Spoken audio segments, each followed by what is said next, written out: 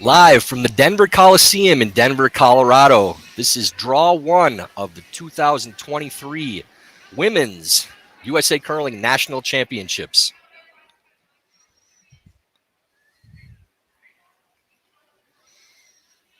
Our feature game this morning will be Team Peterson, Team Bear, starting out their tournament. Live in the booth with you, this is Tyler George, joined by Team Ruinen member and two-time junior national silver medalist, Connor Kaufman. Connor, welcome to the booth. Thanks for coming up with us. Yeah, thanks for bringing me out today. I'm real excited to get going, watch some good curling, and be up here with you. You see the games on the other sheets this morning. Team Workin, Team Anderson on Sheet A. Sheet B has Team Ryan and Team McMakin. Sheet D, Team Strauss versus Team Scheel. And, of course, again, our feature game. The reigning Olympic team, Tabitha Peterson against Madison Bear. Connor, we see Team Bear going to center guard to begin the game. Not on the center line, so no tick rule not applied for this. And Team Peterson right to the back of the 8-foot, so we're going to see some action early on. Yeah, we're definitely going to get into it right away, and I always like watching when people get into it right in the first end. Makes for a real exciting game, so. Yeah, we saw a lot of rocks in play right from the start last night with our opening draw for the feature.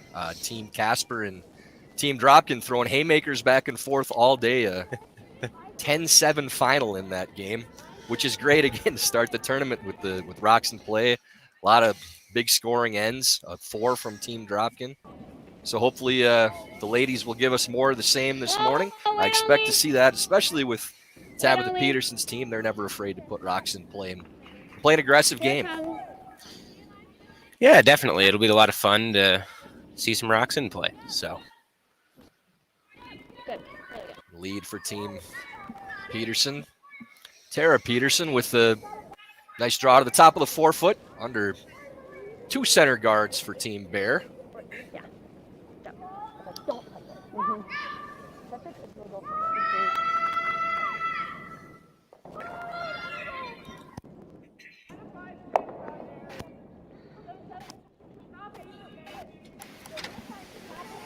Team Bear will try to follow with a freeze of their own. Down to the top 4-foot area.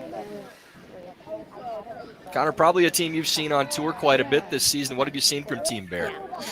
Yeah, we've played at a few events with them, and they're good. They're fun to watch. I like, and I'm somewhat decent friends with some of them, so it's fun to hang out with them, talk a little bit at events. That's a real nice freeze there to start out for E Cousins. Yeah, same kind of thing, though. They're going to play with some rocks in play. They're not afraid to get into it early, and we're going to see a lot of real good shot making today is what I expect. Yeah, very nice freeze by Elizabeth Cousins, and good to see shot making right out of the gates. And we harped on this repeatedly last night about how both teams will be trying to get used to the conditions, find the ice, find the weight. We saw a lot of misses on the wide side, especially from the men's teams last night on all 4 sheets. Because we do see pretty consistently with major tournaments that practice ice curls more than the game ice. So it's an adjustment, cutting that broom down and figuring out exactly where you're putting broom early in the game for that first draw. Yeah, definitely. When we were in practice, it was moving quite a bit. So it's going to be really important to make sure to keep that rotation up here in these early draws. And then also as the week goes on, watching as the curl might straighten out just a little bit and really adjusting to what the ice is giving you. Elizabeth Cousins with her second. Looking to try to get to nose here with this out-turn pass. Really like to keep position. That rock finally takes a turn. Actually, it rolls underneath cover. Not a bad position. And that rock in the top of the 4-foot, Connor, the most important one right now. It's going to be very difficult for Team Peterson to score more than one as long as that freeze is still in play. Most definitely. As long as that rock stays there, it's going to be really hard to score a deuce here for Peterson. So you see him peeling now, trying to just open it up a little bit, give him that access to that 4-foot. You saw Tabitha Peterson signaling with her broom that They might try to get a couple rocks moving with this peel. Even just a straight peel is not a bad play for Hamilton. Becca's second rock. Does move that rock over better than it was. Most importantly, opens up that rock in the top of the 8-foot. So now possible double for Team Peterson if they do nose that yellow stone. So see if Team Bear decides to take that away. Exactly. Really would have liked to kill that second yellow, but getting it out of the way of these other two is really what's important there.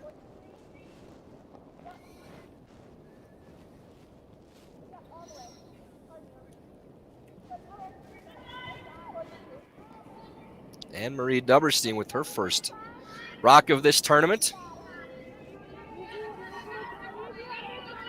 Looking for just a mid-tight guard to cover up that double that we mentioned. Rock maybe over-curling a little bit.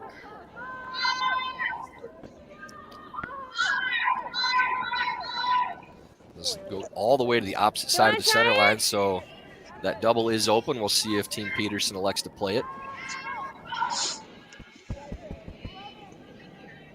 Are you seeing this way?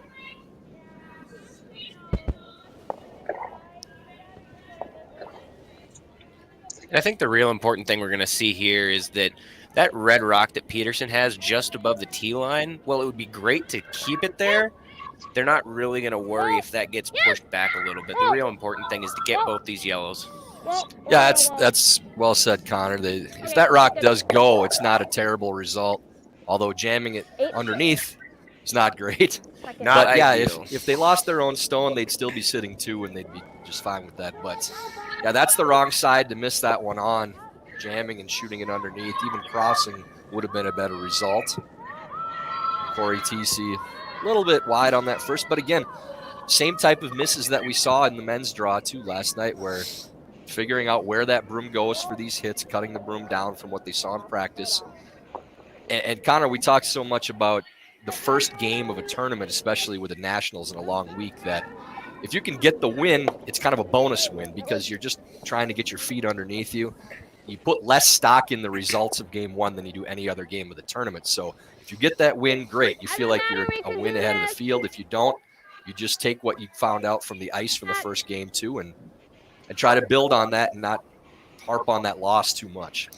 Exactly. It's always great to start off your week with a win, but like you said, just really game 1's about figuring out the ice, sometimes figuring out your team, right? For some of these players, I mean, I know for our team, it's my and Aiden's first time ever at a men's nationals, so just trying to settle in and kind of enjoy the moment a little bit, kind of get used to playing in an arena for the first time and just all the stuff that comes along with that.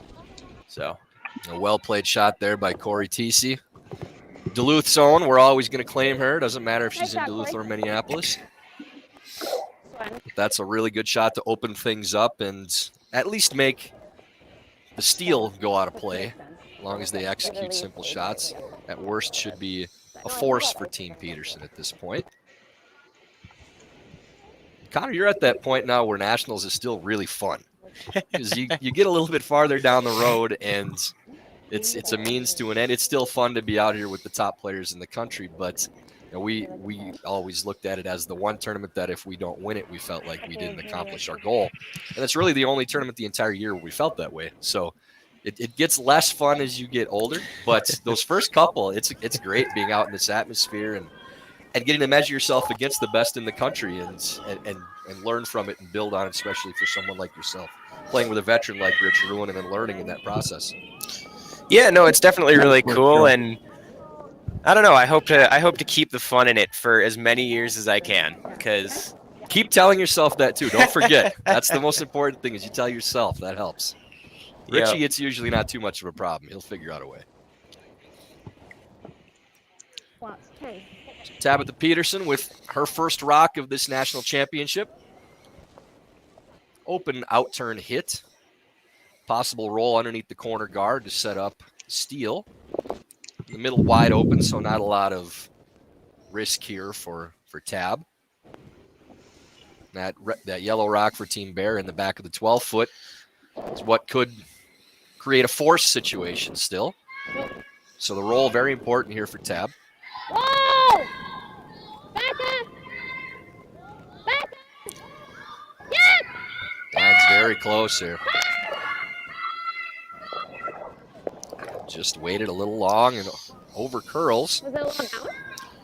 Yeah, and we saw that a little bit in our draw, in the first draw, that if you waited just a little too long on some of those hits, right about halfway down the sheet to 2/3 down the sheet, that's where it really started to take that curl. So it was really important to be patient and keep your brushes down and not jump for the curl side too early. All right, so And I think that's something you see consistently with Sean Olison's ice too, is it rewards good throws, good shot making, and you have to anticipate the curl on shots that are in that board weight, control weight, hack weight area. So once it goes, it's hard to hold the line, but if you know where that break point is, where, as you were talking about, halfway down with something like control weight or a board weight, then if you anticipate it, you can hold it. But once it goes, it's more difficult, which is the case with any curling shot, but specifically for Sean's ice. Exactly. That's what's so important in those first couple draws, about just finding the break point and really locking in on that. And you're going to be able to make a lot more shots early in this first draw, second draw. So looks as though Tab's electing to play the hit and stick as opposed to the draw. I think this is a play that's first end of the tournament. If she had this shot midweek or even later in this game, she'd elect to draw the 8-foot. But with 2 rocks in, not having thrown a draw yet in a game in the tournament, just making sure you kill that back stone, try to stick around for your 1, but taking the 2-point end out of play, playing this hit. So last rock, first end, Tabitha Peterson, intern pass.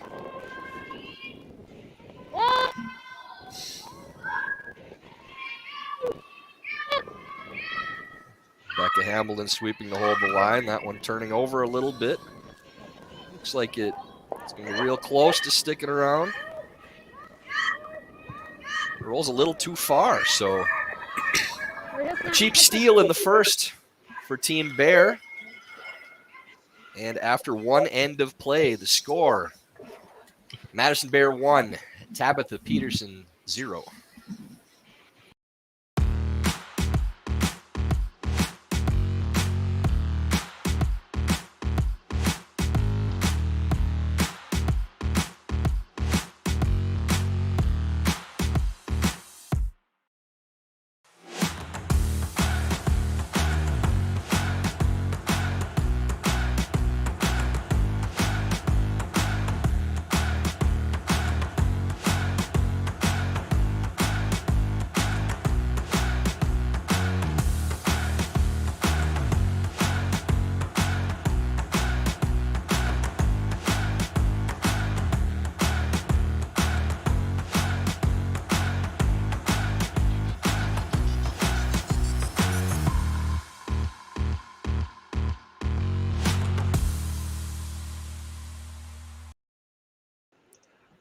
Beginning of end number 2, the opening draw of the 2023 Women's National Championships for USA Curling.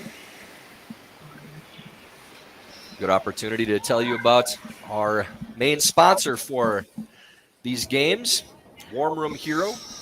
Is your curling club website clunky and unworkable? Are you tired of your club relying on social media because your website just does not work for your members? Finally, the curling management software your club has been waiting for is here. Check out Warm Room Hero at curling.club today. let's do 10. I felt a little clunky and unworkable when I got up at 5:30 this morning.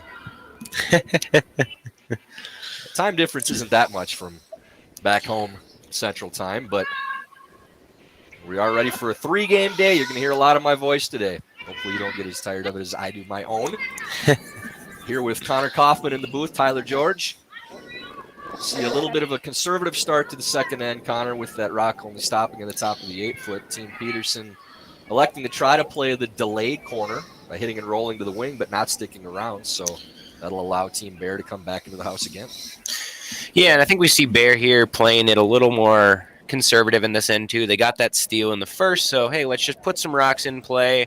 Peterson's going to be the one that has to make a move before we do, so we'll just kind of wait for them.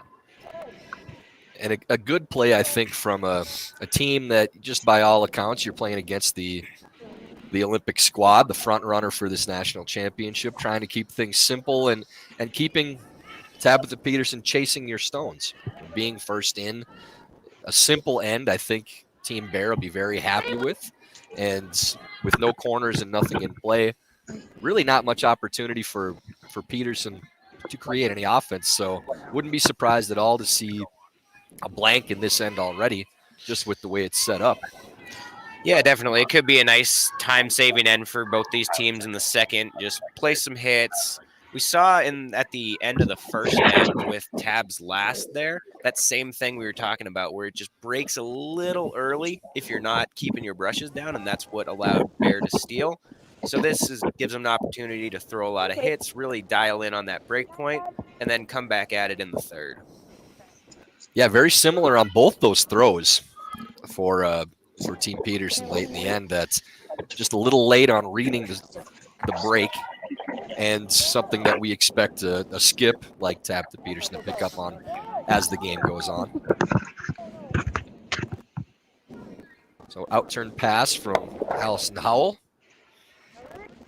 Sorry, that's already second stones. Allison got her 2 in. Wanted to get her name in because we did it in the first. She's not throwing 3 today. So Elizabeth Cousins with a nice hit and roll to tuck a little piece even underneath that red stone on the outside. That's an awfully tough roll to make. That's a skills competition type shot there. Yes, it is. And here we see that aggression that you were talking about with Peterson, electing to play this freeze, not trying to go after that yellow. They see an opportunity here to maybe kind of get their deuce set up without any corner guards. So they're going to go around to it and see how close they can get. Long ways to go. A good opportunity for Becca Hamilton to throw a draw and get weight early in the game without any real risk. And with that rock being partially buried in the outside, kind of a risk-reward shot too, where it's not really worth it to chase that stone. So the freeze actually That's probably a safer shot. Hey, Joel. Quite get to that stone for a freeze, but in the general We've got the area. wrong camera in the. Connor, this is a situation that we talk about with younger teams a lot, where a rock in the outside of the house early in the game, especially, keep your weight solid. Don't underthrow these because you don't know if the speed's going to be similar out on a path. You probably didn't play very much in warm-ups, so maybe pick the weight up to a firm somewhere in there and just make sure that you kill the stone.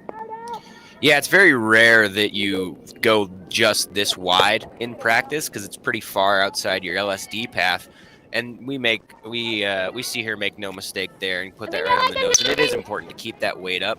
I like firm out there in the first couple ends. Just make sure that it's not going to take that jump on you. And especially any track that you're unsure about early in the game, taking the ice out of it as much as you can and just playing to a firmer weight, as they did there. I thought that was a good solid weight that Team Bear threw. And obviously well executed, keeping their own around. So now you see the double attempt by Peterson, but certainly not a bad thing that it doesn't clip that back yellow. Now 2 rocks to jam on, so good position for Team Peterson. Yeah, Bears got to be pretty careful here that they don't roll inside, because if that red does jam back there, there's the deuce kind of opened up for Peterson. You'd almost rather roll out than jam on your own yellow and leave that red staying around. So this will be a fairly conservative sweep call, I would think, from Madison Bear to make sure there's no jam. Difficult to stick around and not lose your own, so just killing that red stone, rolling out is probably the main goal there. I don't know that there even was a stick without jamming on their own. Yeah, it would have been really tough. So that was a great shot there. And again, we see Tab going for this freeze. They threw this a couple shots ago, so they should have a real good idea of the weight here. So I would not be surprised to see this within an inch or two of that yellow rock. Corey Teesey's first of the second end of this game. Like to get to close to T-line. Freeze as much of the stone as they can on that yellow Team Bear counter. Line's close, but looks like it's coasting a little bit. Needs to hit the brakes. Yeah. And ends up going by. Good try. And all the way through the rings as well. So probably see It was an a draw to the opposite side from Team Bear. And one where you have a lot of house to work with. You'd like to have it relatively close to the center line, apparently, for Madison, but I wouldn't mind seeing even taking a little less room and playing it more to the wing, because any steal you're going to get is going to be a cheap one anyways. So keeping it away from that yellow stone or any possible double or hit and roll attempt is the main thing here. I would agree. You definitely want to keep it close enough to the center line that if Peterson did try to play that freeze on that wide yellow, you'd still be shot. But being a little wider is not the end of the world. A little extra weight on that one, and that goes through as well. So see TC get a second opportunity at this freeze, and I agree with what we heard from Tab there, that the broom was probably correct. Just need to take a couple feet off for the weight. So attempt number 2 at this shot for Corey.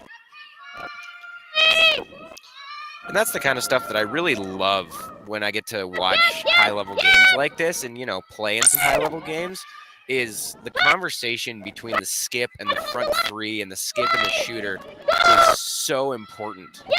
And you see it on that one where they talk about, hey, the broom was good, we were just a little heavy, and then they kept it in the same spot, and the line on that one was great. Just came up a little light, but still a real good spot.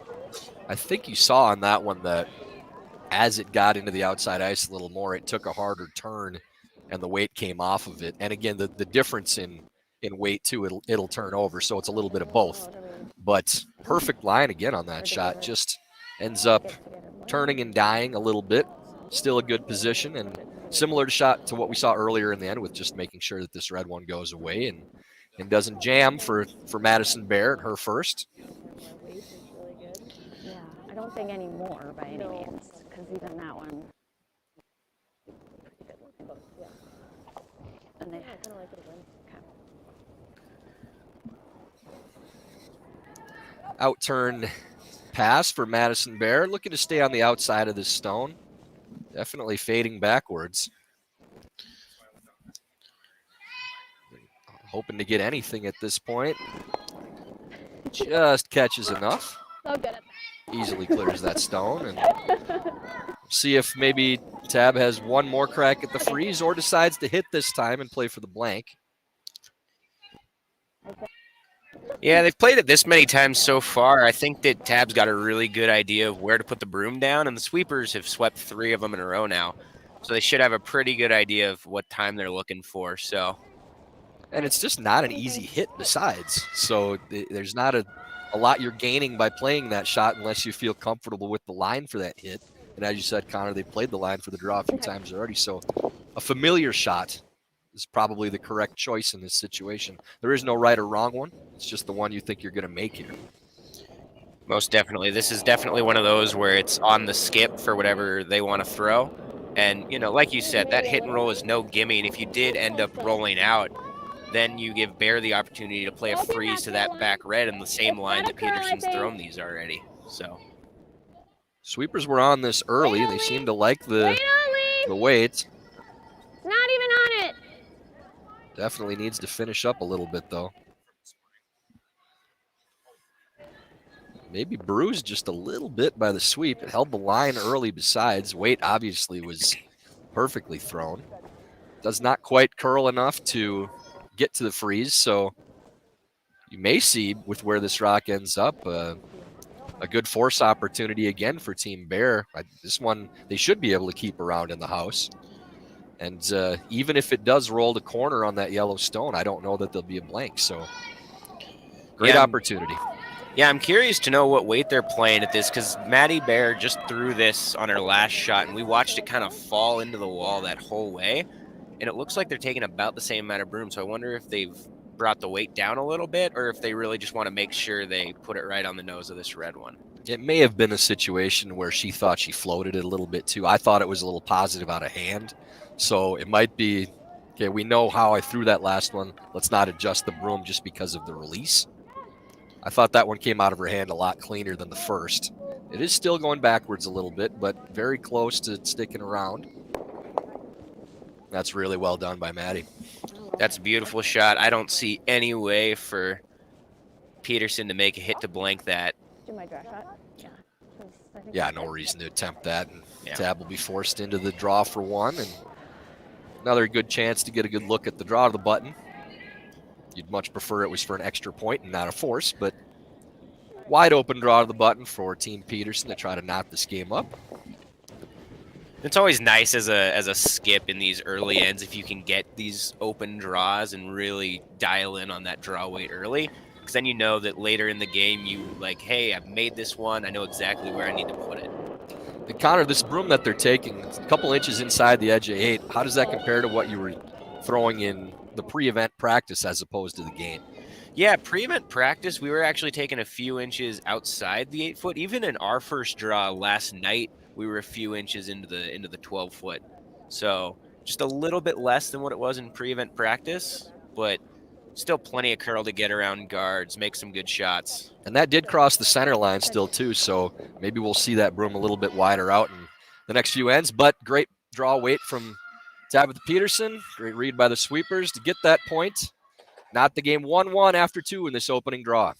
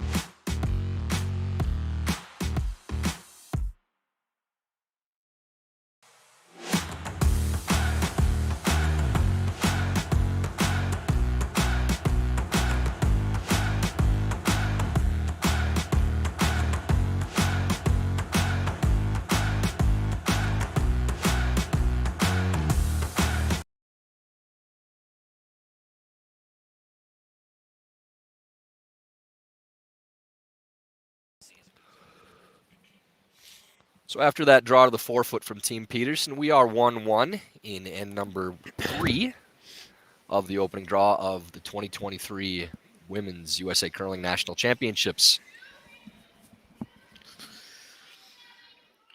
Yeah, I'm interested to see how Team Bear's going to play this third end. They've played a couple they played the second relatively open. They played that first pretty aggressive with those double centers, and they've got out to a pretty nice start here, I think they would say. So I would expect, and as I'm saying it, I promise I was going to say this before we saw the call, Madison to come right inside underneath the center guard. A play that we've seen a lot from teams that are playing against a competitor that they respect. They want to be that first team in when they don't have to play ultra aggressive. So taking that 4 foot position for Madison Bear is just as much about not letting Tabitha Peterson get there first as it is having your own stone there. So I'm not particularly surprised by this call in a 1-1 game. I think Madison's happy with trying to dictate the action, keep the game relatively simple, and not get in a situation where they're chasing Tab. definitely. We saw there that Ellie Howell got a little close to that center guard.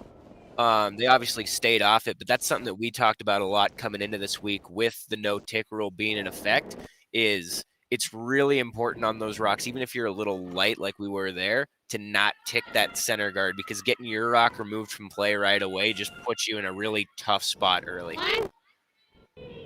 And one minor change that we did see with the no-tick rule that was adjusted and requested by the players, and I agree with this change, is in year 1 with no-tick, if a rock was bumped off the center line, the shooter was just automatically pulled out of play, and that rock went back to where it was.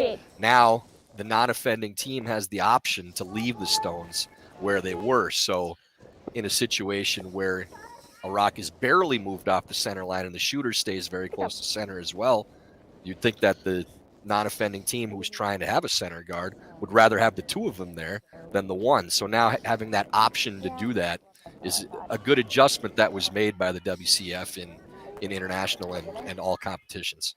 Yeah, I think that was a really smart adjustment, because if you're the team that needs those guards up, like you're really trying to steal late in the game, sometimes it's nice to have 2 rocks up there. We actually had a situation earlier in this season we were playing against West Wendling, and we accidentally ticked a rock off the center line, and he used that rule and kept both of them there because he was really gunning hard for that steal. So. Little inside roll. And there you have it. We have instances of this actually coming into play this season. That's good to hear. And that was a unanimous thing that we had from player opinions about what they thought of that rule. And we haven't had any blowback whatsoever on that. Now, Becca Hamilton trying to get to the inside on this roll. Not jam on their own stone on the back of the button. But that is indeed exactly what happens. And another wrong side miss from Team Peterson. And a team of that caliber, Connor, you expect to see more pro side misses, if anything. But consistent miss that we saw, again, first draw for the men's, is being on the wide side of these hits, especially on that edge of 4s to middle of 8-foot line. I was just about to say, I wonder if it's a little spot right there in the ice, because that's the second time that Becca Hamilton she did that same thing in the first end where one of her rocks just ran on her. And it doesn't look like she's overthrowing it, so it might just be a little spot. Maybe it's a rock to keep an eye on as well, and we'll see as this game goes on. Hit and roll, there goes all over the wide side, trying to not leave a double. Other action, Sheet A, Team Anderson with an early 2-0 lead on Team Workin. Sheet B, Rhyme leads 1-0 after one. They're just finishing up on Skip Stones in Sheet B. And Sheet D, Team Strauss and Team Shield trading ones and tied at 1 So you like 8-5? in the third. Hey, Connor, getting back to that line in the middle of the 8-footer edge of 4s, and speaking with some of the other players too, what we saw in the feature game last night seemed to be consistent on the other sheets as well, where they were seeing that run middle of 8-foot, especially that line in particular and outside of it, that it just wasn't going. And now we see a flash there by Hamilton on the next one. And that's one where you really want to err on the opposite side again. Even nose there isn't terrible. At least you're killing a stone and maybe possibly rolling instead of making the double, but goes right by, and maybe just some early tournament, I wouldn't say jitters, but just working out the kinks for Team Peterson, for Becca Hamilton. Yeah, and it's that same spot you were just talking about, that edge of 4, edge of 8. So Team Peterson's a smart team, so I'm sure they'll recognize, hey, we've had a couple run in that area. Let's keep an eye on, maybe tighten up the broom a little bit, and just really pay attention when we throw rocks in that area. Team Bear, I expect, will put the pedal to the metal and try to push the action now on Team Peterson with Hammer. An interesting call here, looking to throw the guard as opposed to another one in the rings. You don't see that real often with a team with Hammer, but with the way the rocks are lined up, they're trying to take that in-off away. I would expect to see maybe a freeze attempt from Team Peterson now to try to get out of the end. Making that behind 2 rocks in the center line is almost the same as making a triple if you make it correctly. I like that. You heard Tab call freeze right away. If we miss it and just peel, it's not great. If we make it, it's good. You don't mind what? Okay. We'll try to clip this if we can.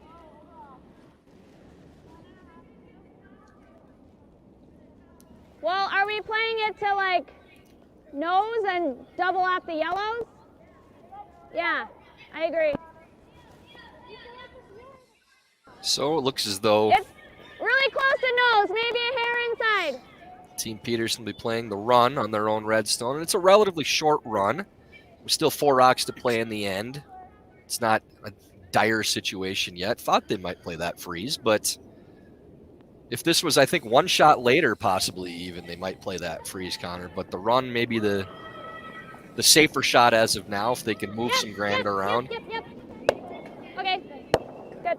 It doesn't end up terrible. Opens it up and gets second shot underneath the guard. Yeah, I was a little bit surprised that they didn't play that freeze there, but you did hear Tab say, she's like, well, it's real good if we make it, and kind of left off the second half of that I sentence, think which is it's it's really bad if we don't. I did too. So electing to play that run back there. The way they missed it also is the right way to miss it. You kill one of the yellows in the rings. You make Maddie play around this corner and play down to that second shot red stone. And I can tighten up the broom for sure. Yeah. But the 10-5 though surprised me. So it was like edge rock. So in turn, either freeze or bump attempt from Anne-Marie Duberstein. Just getting to that stone, it'll be very close if they're actually second count or not. So wouldn't mind tapping this rock a couple inches on 2/3 to maybe 3/4 of that stone.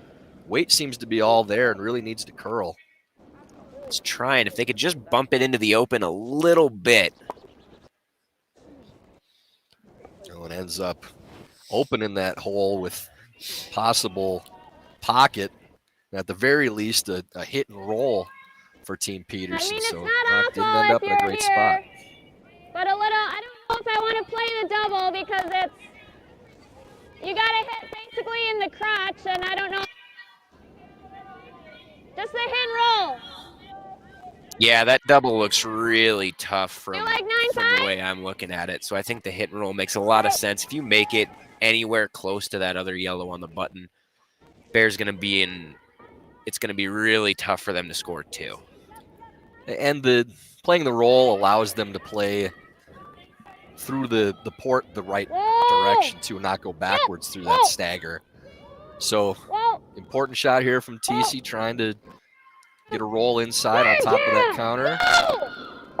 Oh, it ends up just touching the rock in the top 12s, but does clear one stone and ends up under the corner once again. It sounded like it was overthrown maybe a little bit from what Tabitha said on the weight. I like your throw.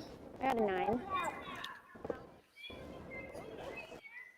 Now the same type of shot for Anne-Marie, trying to come around the corner, and a little better line to play the freeze this time around. I don't think they have to bump this stone. Yeah, it looked like they called for a little bit of a tap, but it looks like they took about the same broom as they did on Anne-Marie's first. So and they definitely don't want to over curl. No, you definitely want to make sure that you're still you're sitting 1 and 2 after this shot. Really trying to get it to turn over. Line's great if it stops right on that stone. That's very well played. Really good shot. A little bit of trouble now for Team Peterson. I don't see either one of those rocks going anywhere right now.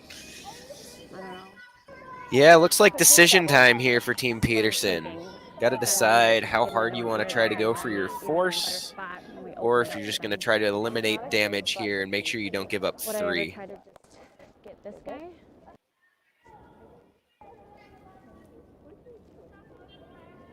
Although if I play this, like if we play it for like the nose, we leave my shooter there for a card, which is good. My first thought was a double. I think it doesn't curl up enough here to like stick your shooter around. Right. I don't think to dig that one. Right. And then there's I'd be surprised if Tab didn't elect to just play the double on the 2 on the center line here, just with it being early in the game and not a great option with anything else. And I think that's what she's going to play now. Yeah, they talked for a little bit about playing that out-turn hit on that yellow rock on the button, but it's such a tight port and you have to go through it the wrong way. So electing to play this double here, if you kill 2 of these yellows, I think you might concede a 2 to Team Bear, but you're never going to give up more than that. And that's kind of the thought process that I think they have going right now.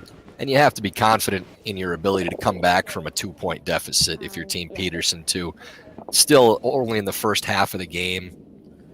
Plenty of time to make a rally. And they'll probably say we've scored 1,000,000 2s in our lives as a team.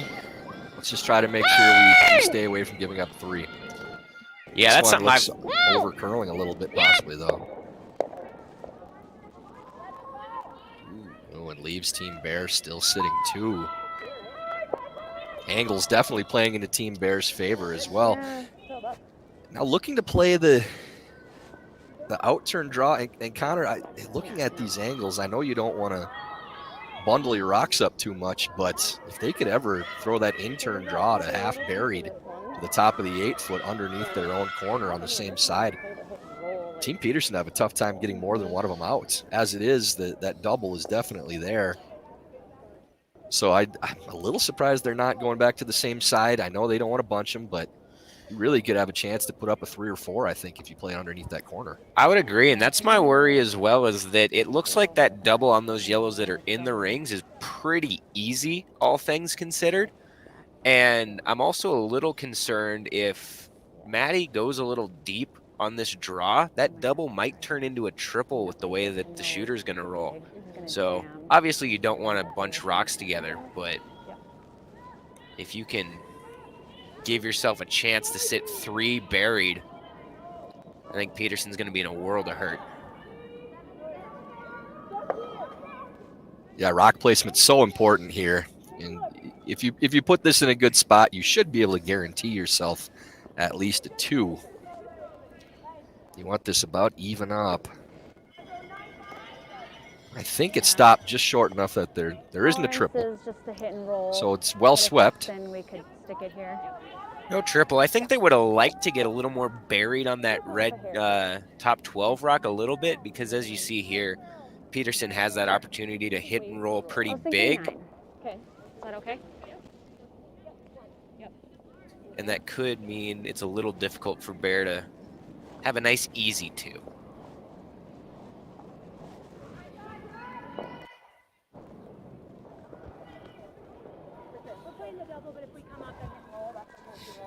No, we're playing the hit and roll. Yeah, but if So here tabs say they're playing the hit and roll as option A, 9. and the double would be option B. So maybe 2/3 of a rock for the roll and half a stone for the double. This will be normal to up normal. You don't need to overthrow this one. Whoa. Like a little bit of a pop back on the release, but it is curling. Really turning over now. Oh, almost wrecked the rock in the top 12. So I have to admit, I was a little surprised at how much that rock curled too, and that got all the way almost to nose. Yeah, and you heard her say right when she released it, she was like, whoa, right off the bat. So she didn't think she was very tight, and it looked like she had a pretty good pop. So that's a little interesting that it curled quite that hard in that spot. So, yeah, I didn't see anything on the throw or the release that looked like that was going to turn over the way it did, but I know, I mean, we'll keep an eye on that line inside out, going away in the odd ends to see if that actually turns over. And then we saw the opposite on the other side of the sheet on Becca Hamilton's throw that ended up flashing on the wide side. You know, whether or not that was a little bit on release too, it certainly ran pretty straight. So maybe seeing a little bit of swing side, straight side, but we'll keep an eye on that as the game goes. So an open hit for 3 for Team Bear, and just cleaning this in looks to be good. And love to see those crooked numbers as a team early in your first game. And Bears does score 3 to take a 4-1 lead after 3 ends in this opening draw.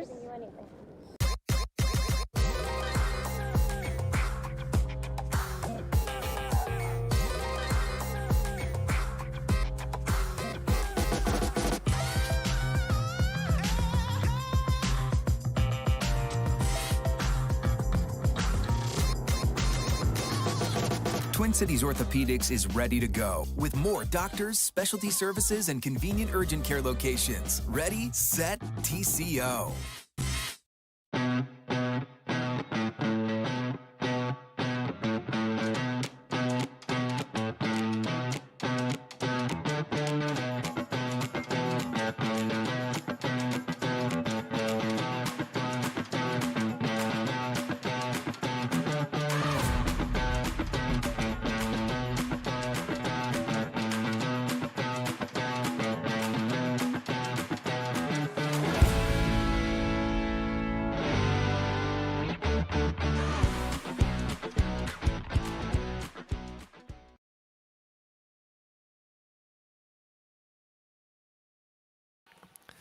Beginning of end 4, the 2023 Women's USA Curling National Championships.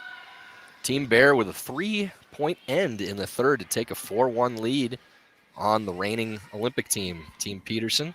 Tyler George here with Connor Kaufman. And Connor, speaking again at the break, too, about that last shot of tabs, we did see in the second end, when she threw her draw for one, it crossed all the way over the center line to the far side of the forefoot. And I believe in the first, her last, when she played a hit, over curled as well. So maybe keep an eye on that stone to see if that might be a little bit of a cutter. Yeah, that's a few times now on different kinds of shots in different spots on the ice where that rock is over curled. So definitely good to keep an eye on it. I wonder who they have on their team that's sort of in charge of that kind of thing, because on teams I've been on previously, we've kind of designated one guy to like watch out for stuff like that. Obviously, it's everybody's responsibility, but one person to really check in that between end meeting about like, hey, do we think maybe this rock might be doing something like this? So.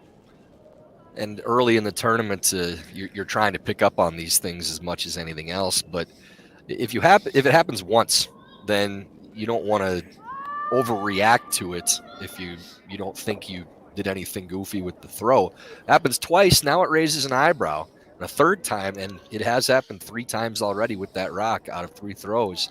I think at this point, if you've picked up on it at all, I know on our teams, we would have switched that thing out immediately. Whether we know it's a cutter or not, with it over curling 3 times, especially with a player of Tab's caliber, we're getting rid of that stone out of Skip's hand no matter what, as soon as we see that. Yeah, and I think that's something that's really important about when we talk about rocks like this is even if the rock isn't actually a cutter or isn't actually slow, those sorts of things, if you miss it a couple times and you thought you threw it good, sometimes mentally it's just good to get that rock out of the skip's hands, give him one that you know you like, and let somebody else deal with it. Yep.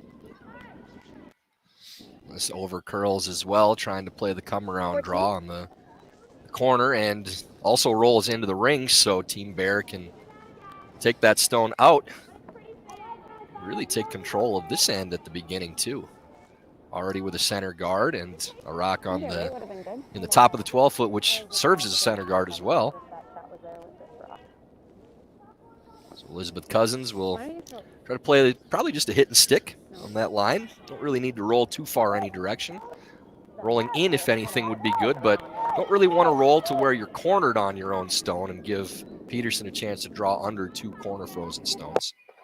Ends up rolling to the outside, but takes that position away from Team Peterson too. Now the draw, as they're calling, has to be to the back of the house because it's behind an opponent's stone as opposed to your own. So it's better than it was in that position. Yeah, that's one of the big advantages for Bear with being able to hit that red stone is if they nose it or they roll out a little bit wide, it's always going to be a rock they can run in, whether that's going to be to the center, whether that's going to be straight back for a corner. Having your rocks in front of the rings right there, kind of in that control zone, is so important because then you have these really easy run backs. Line good! Back here! And I like what we're seeing from Team Bear, too, in this game, that they are dictating the action. And it's a lot easier to do when your opponent's missing a few, but they are getting first in. They're controlling the center of the sheets. They're executing simple shots, and they're on the right side of these half misses that they have, where you're, again, getting used to the conditions and the ice. They're making sure that they're getting something out of each shot, which there's a lot to be said for that at this point in the tournament, just making sure you're getting some kind of positive result. And we've seen the opposite from Team Peterson with getting some zeros on the wrong side. Exactly. If you can eliminate zeros in the first, I mean, in any game, but especially in the first couple draws in an event, your odds of winning are going to be quite a bit higher than if you have a couple of those zeros. And we saw exactly what we talked about with the run back opportunity because it was their own stone. Team Peterson wasn't able to get that stone far enough back that it made the run back more difficult, and very well executed again by Elizabeth Cousins. And something I'd really like to highlight about this Bear team is that something I feel they've done really well through these first 3 ends is every time Tab's team has made just a half mistake or a miss here and there, I feel like they've really been capitalizing. And that's so important at these events and at this level, is if you can capitalize when your opponent misses a shot, you're going to be in a really good position to 10-5. make them pay for it later in the end. An excellent hit and roll there by Becca Hamilton on that out turn hit. We see Madison Bear lining up for another run back. Options here would be coming around your own to the center or playing the run. With the 3-point lead, a little more defensive play from Team Bear. Again, not a situation I think where it's a right or wrong call, but this one definitely saw a little positive release from Anne Marie. Ends up just peeling it off. And I'd be very surprised if we didn't see Tab go right to the 4-foot now, or at least the top 8s. Again, Connor, just as much that you're taking that spot away from Team Bear as much as you're getting it for yourself. Whoever has that position under these two essentially center guards with that rock in the top 12s is going to be in control of this end. So maybe would have thought about playing that for Team Bear, even with the 3-point lead on that last shot. Just because even if they make that run, this is probably the shot that Team Peterson would have played anyways. Yeah, I imagine part of the thought process that went into that run back is we have a 3-point lead and that red rock back there is shot rock. I think if you see that red rock not being shot rock, then they definitely play that draw and try to sit maybe 1 or 2. You gotta keep going. Go, go, go, go, go. Need to bounce this and not stagger it. Okay, good sweep. Rolls in for second shot. Now I think this is the correct call with hitting number 1 count. There is an opportunity to draw once again, but the difference being now that Team Peterson Stone in the top of the 12-foot, very easy for them to raise up for a short run or bump. And Madison playing scoreboard a little more here and hitting number 1 counter. For sure, and I think they want to be really, really aware of where they put this roll. You want to put it into a spot where Team Peterson isn't going to be able to just nose run that red, that they have top 12 and leave a second one right in front of it. So Nose hit is not a bad result on that shot, and staying away from that guard important. Definitely saw that curl plenty as well.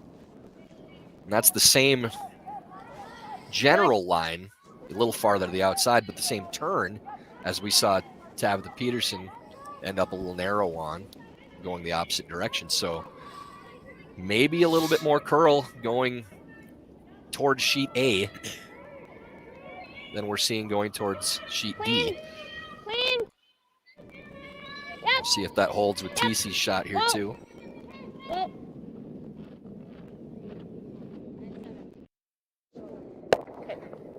And we're trying to get to nose there too, and didn't really want to roll in. I think they thought that the roll might go behind the T line, which would give Team Bear a chance to freeze. Problem being, you give Team Bear that roll instead now. And being on skip stones, they're not nearly as concerned about that red bump or raise in the top of the 12-foot, especially because shooter won't be shot rock or second count over that rock in the top of the 12-foot. So you can play aggressive at this roll now if you're Team Bear, and very important shot.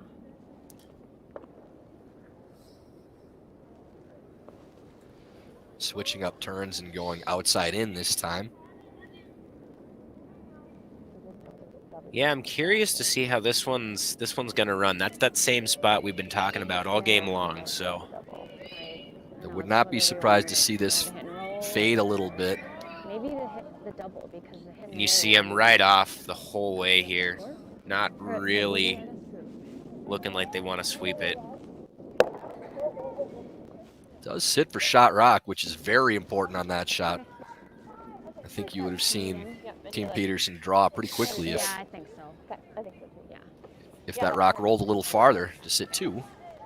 Yeah, and obviously wanted to roll in, but rolling away and maintaining that shot rock position means that Peterson does have to come after this, and this is a spot that we haven't seen either And do you team like really those, or look do you like like they've the- figured it out yet. We've talked about it a little bit.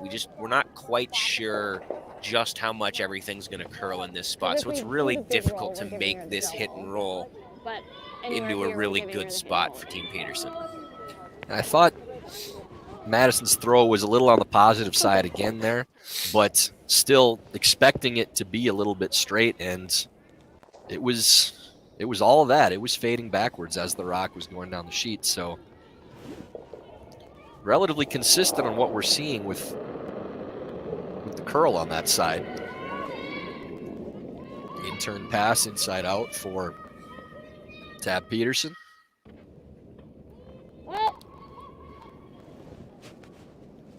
Looking like nose once again. Still sitting 2. Yeah. Sweet. Sweet. Madison Bear will get another chance at trying to roll this underneath. And because of, again, where the rocks are set up in the top of the 12-foot, probably not a shot for 2 if she's able to roll this into the forest buried. Unless they want to play off the winger, which I don't think you're going to... You might see, I suppose, with a 3-point deficit, but risk-reward and maybe cutting the lead down to 2 with another 6 ends to play after this. That short run probably the best option, but we'll see if Maddie can get this roll and put the pressure back on Tab. Her last throw of the 4th end. She took quite a lot more broom than Tabitha did on her last one, but we see this moving out there really hard. I think yellow is still shot rock, so it's kind of a little bit of a teaser for Team Peterson. They can't nose and get shot, so they'll have to roll this in a little bit in order to get their 2. The other option would be to play the split on their own stone on the top of the 12-foot, make sure that they score, but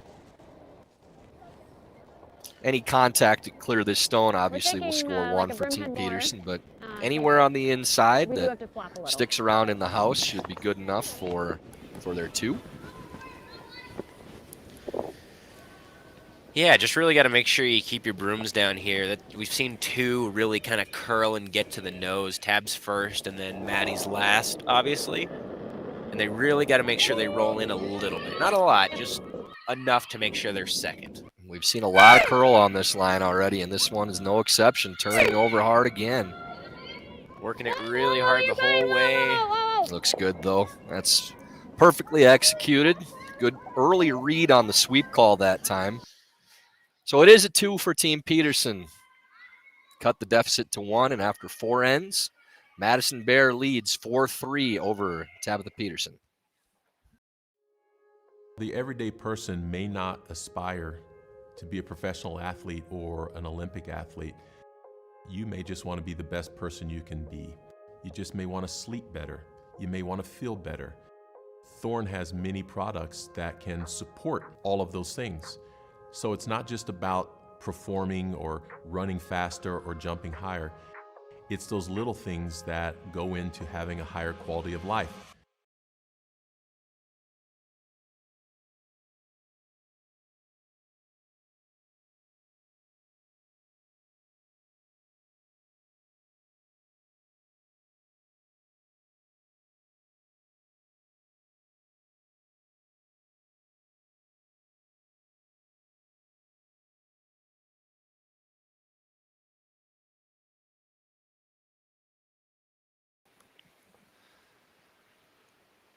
Back for the 5th end here, the 2023 Women's USA Curling National Championships. Opening draw for the women.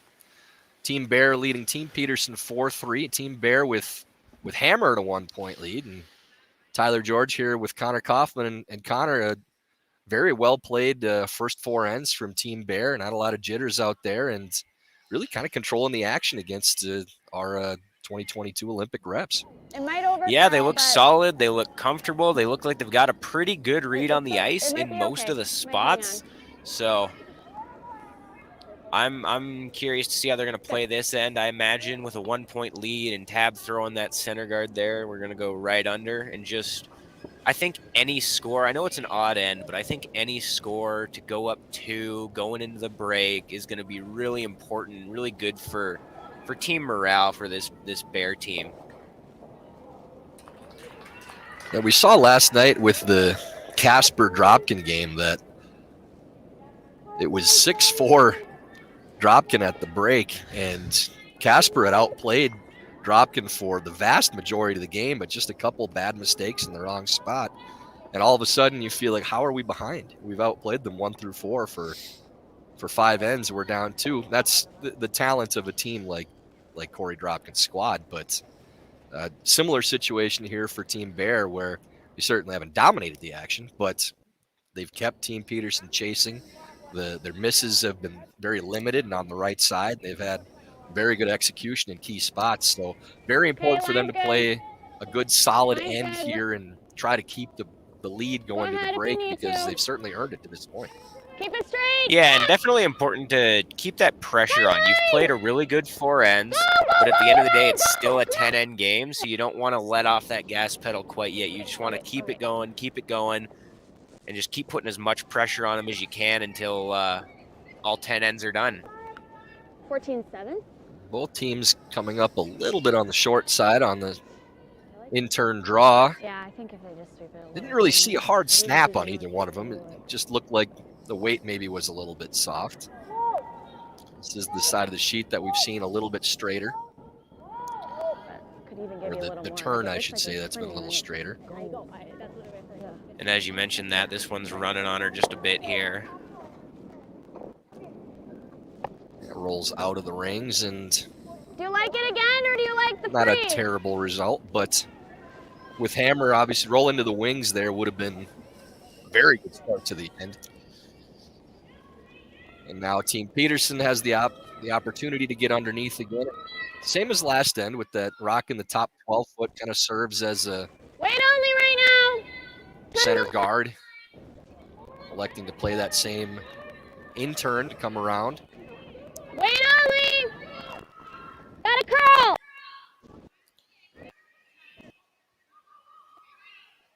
Get a piece under. Get a piece under. Really Come on. good line this time. More. Need to carry it for weight to Barry Moore. Okay. Gets a little piece underneath. Nice weight there from Becca Hamlin. We do see on sheet D a 3-point end for Team Strauss in the fourth to take a 4-2 lead on Shield. Yeah, Strauss recently coming off of that bronze medal they had at the World University Games, and then Team Shield in a couple weeks here flying to Germany to represent the U.S. at the Junior Worlds. I know they're excited to get out there and get going there, so this is almost a nice little warm-up event for them over there. A really good sweep by Team Bear just to hold it enough, even with the redirect, to clear that stone. This is a And Connor, we talked They ticked it. about the advantage that Okay, Team I'm gonna Casper give you, had coming like into here. this tournament, playing on very similar ice in Lake Placid at the University Games to what they see here, with Dave Stavitek doing the ice in Lake Placid, Sean Olison working with Dave for so many years. You'd expect these conditions to be very similar, besides that you're playing in an international world level competition, and those tournaments are few and far between in the month of January for most of these teams. So Danny came up a little short in that game last night, but they definitely looked sharp for most of it. And I think with Team Strauss, same thing coming into this tournament, especially early on. It'll kind of feel like an extension of the previous tournament that they played, and having the great result that they did, I'd expect to see a very strong start to the tournament for them too. That's what I was going to say. I expect to see Danny Casper and Laney Strauss have pretty strong weeks this week. Like you said, coming off of that championship caliber ice that nobody else out here has really had a chance to play on for the last, the last few months. So definitely keep an eye on both of them to have good weeks. And yeah, came up with just a little bit late with that draw, which gives Maddie Bear this chance to really wrap one and sit 2 in the 4-foot, which would be very important for them in this fifth end. Elizabeth Cousins with her second of this end.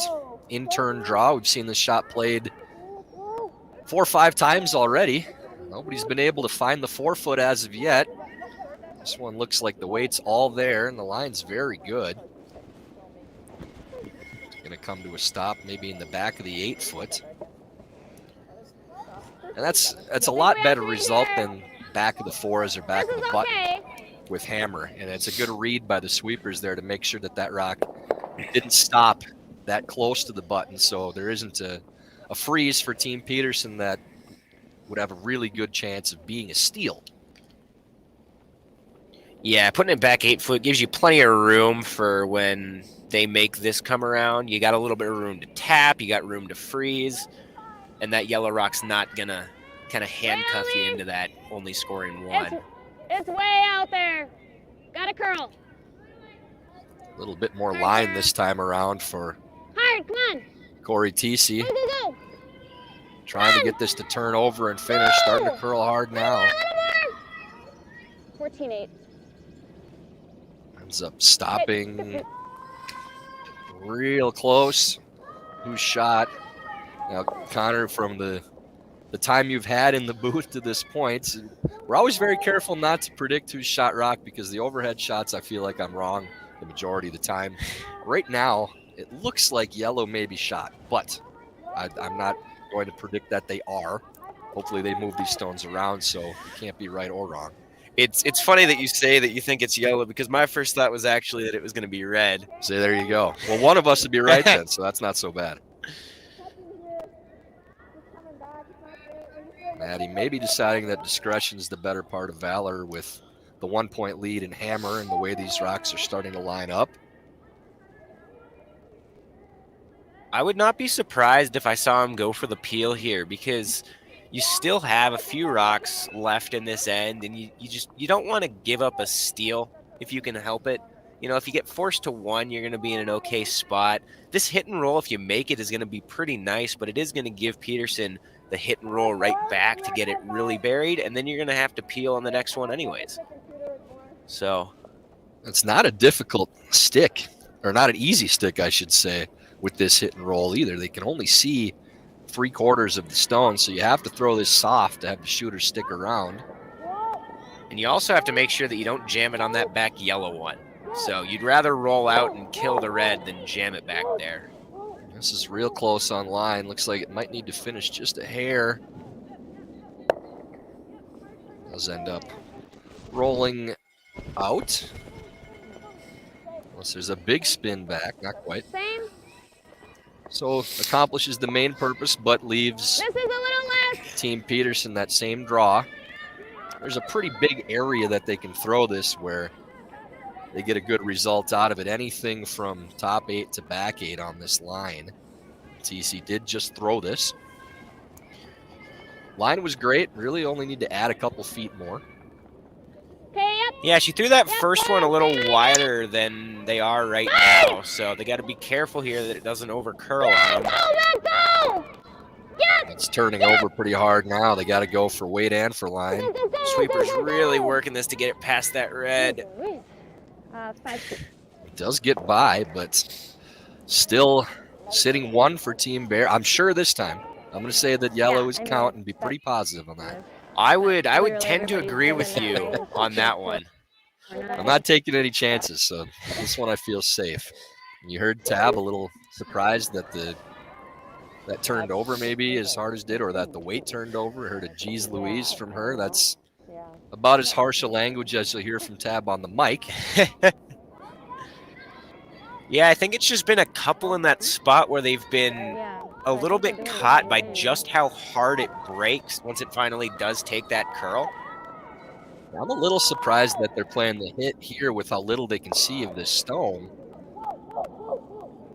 They're going to end up making the hit and roll off, but if they play that out-turn draw on that shot, Team Peterson didn't have very much, the same as Team Bear didn't have to hit it. Team Peterson wouldn't have had much to play the tap. Your first one I had you. So that out-turn draw, they maybe could have set up a 2 or 3 point end and really make sure that you score too. I was thinking that same thing, and if you played that out-turn draw, you got a lot of room to miss it. You know, like as long as you're kind of touching the 8-foot and you're, buried just a corner of your rock, you can kind of be anywhere from top 8 to all the way to the top button. It's interesting. And you got a lot of room there. And if you leave it high, you can always run it in later if Peterson decided to tap theirs. And that there tends to be, well, a tendency to continue to chase rocks on the same line just automatically without thinking about, okay, what are they going to do with that stone? If we don't hit that, then they use it. And if we play this draw on the other side, do they even have a raise that helps them? So it might have just been a little tunnel vision there from Team Bear and not looking at what position could really give them a chance for the multiple point end. Yeah, you see that a lot of times, even with experienced skips and experienced teams. They sometimes, like you said, get a little tunnel vision onto one half of the sheet, and we sometimes forget that the other half of the sheet exists. That rock going back button there gives Maddie a chance to freeze and really solidify her 1 point. It looked like it was That's really still going, a and then real good kinda result went, for, and then- for Peterson there with looking at 2, getting shot rock underneath. Even though it's back button, there isn't a whole lot of space for Maddie to make this, and it's very likely a force even if she does get shot rock with the freeze. So that's a good shot for Tab. Very important to make sure they got shot and in a spot where Maddie can't clear it and make those other 2 stones count. And like we were just talking about, if they elect to not hit that red and leave it up there and play that out turn draw, that draw that Tab just threw isn't there because they were just a little hooked by having that red a little wider. So they would have had to be a little farther off the center line, which would give Maddie Bear an easier chance at the 4-foot. Clean throw from Maddie that time around. We'll see if the weight's close. This one's running where Corey's first one did, so I expect it to turn over here soon, but Go for And it. it's all on the weight. The line's just fine, but looks like it's a couple feet deep.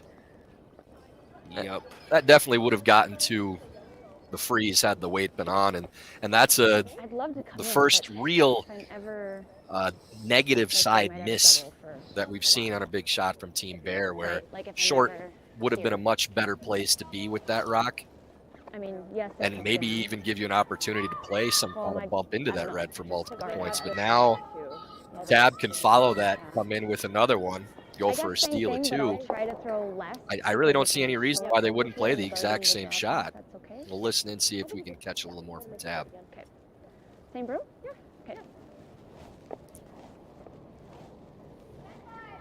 Yeah, I imagine what they were talking about there was less about what shot they were going to play and more about where can we be on this, you know? Okay. Are we fine if we're a little light? Are we I fine wanna if we're a throw you little heavy? more sweeping weight, 'cause tolerance If is they light, put this like, in a we good can't spot, be I have a hard time outstanding seeing heavy, you know? how Bear's going to score in this Yeah, end. similar.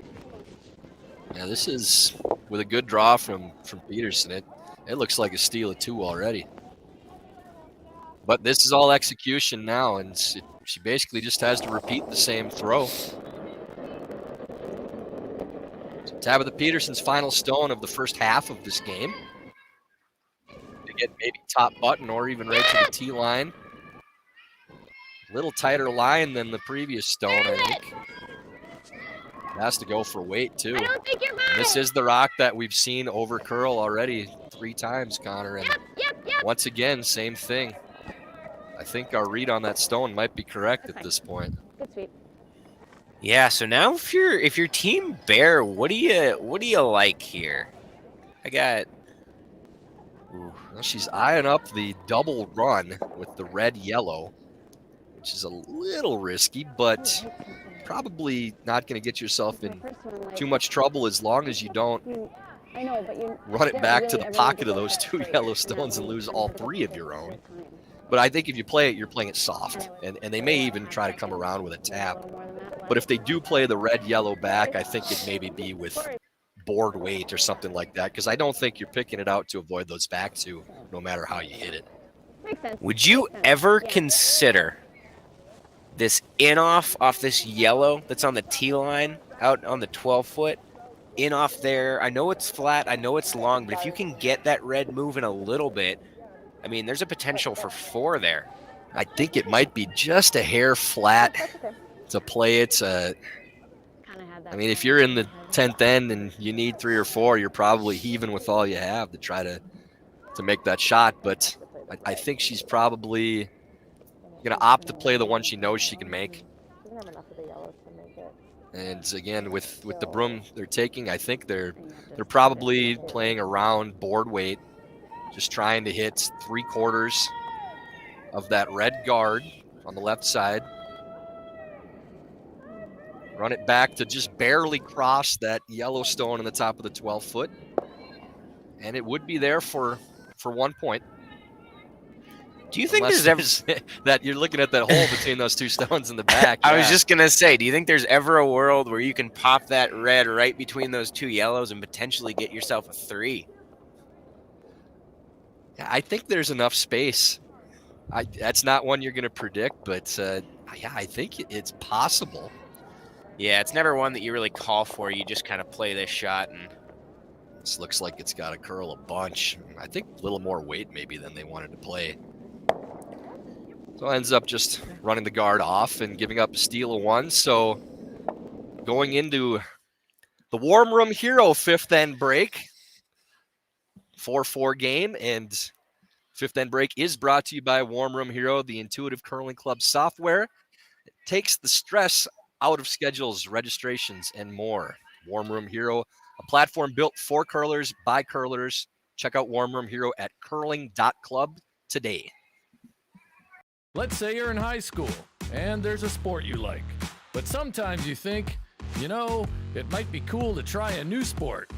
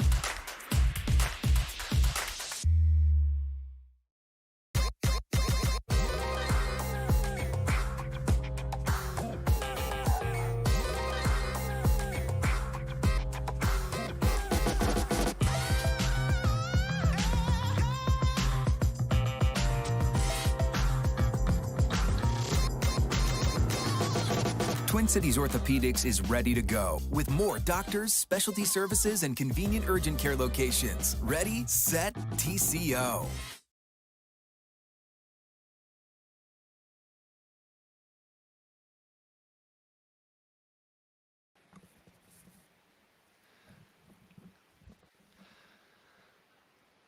In the fifth end break of our opening draw of the 2023 Women's National Championship in Denver, Colorado.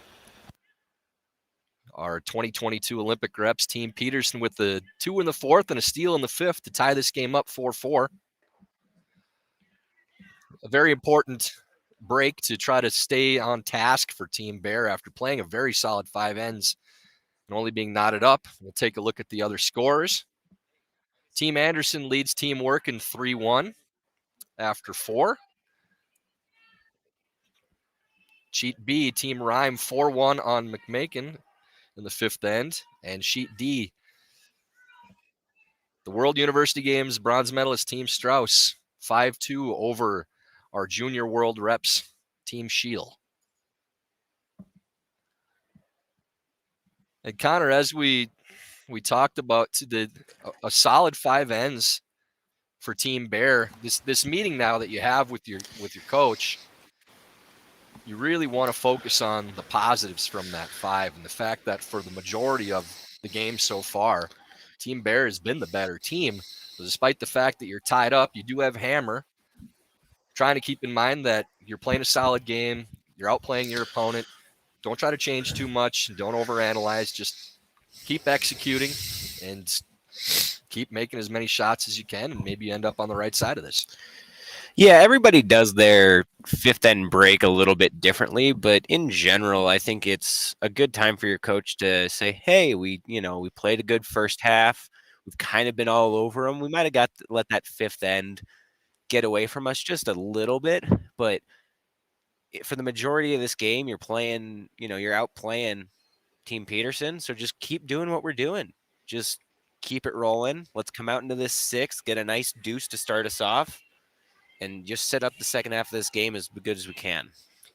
On the opposite side of the coin, if you're Kathy Overton Clapham, Kathy O as we know her, really you're telling your team we haven't been real sharp. We haven't been on the right side of things, and we're tied up. So you have to be happy with the score at this point. And now starting the 6th, as is tradition, John Landsteiner, it's always faster in the 6th end. Let's make sure we don't glide into the rings. John, I know you're watching right now, but I mentioned it last night too on the opening draw. I don't think I'm going to miss one this week. Whoa, wait only. For those that don't know, we do usually see after the 5th end break in these major competitions. When they run the mop, it does tend to be a little bit faster. Rocks glide a little bit more. Tara Peterson, being a veteran, well aware of that fact, and a well-placed stone for the tight guard. Yeah, and it's a really small thing, but I think it's really important that everybody on the team knows that coming out of the 5th end break. You know it's going to be a few feet faster because on that guard, obviously, it's important, and then on this come-around, right? Like, you don't want this come-around going back 4. And if not everybody on the ice is tuned into the fact that it's going to be a little quicker, you might accidentally put it back 4.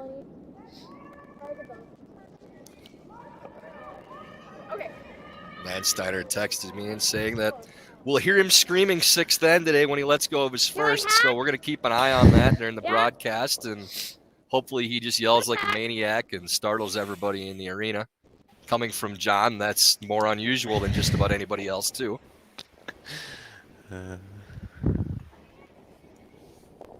That rock goes just barely behind the tee line. Mostly open, and with a tie game, you won't see Team Peterson get overly aggressive in this situation. They'll be happy to trade hits. You're doing it. More. This does need to turn over to get there, and once again, straighter side of the sheet, Connor. Yeah, we've seen it all game long, and I imagine we're going to keep seeing it until the teams have got a couple games under their belt and they really adjust to that spot in the ice there. I wonder, we talk about what people talk about during the 5th end break. I wonder if Kathy O also picked up on Tab's last rock potentially being a little bit of a cutter. So I'm curious to see if they'll have switched that rock out coming into the second half of this game.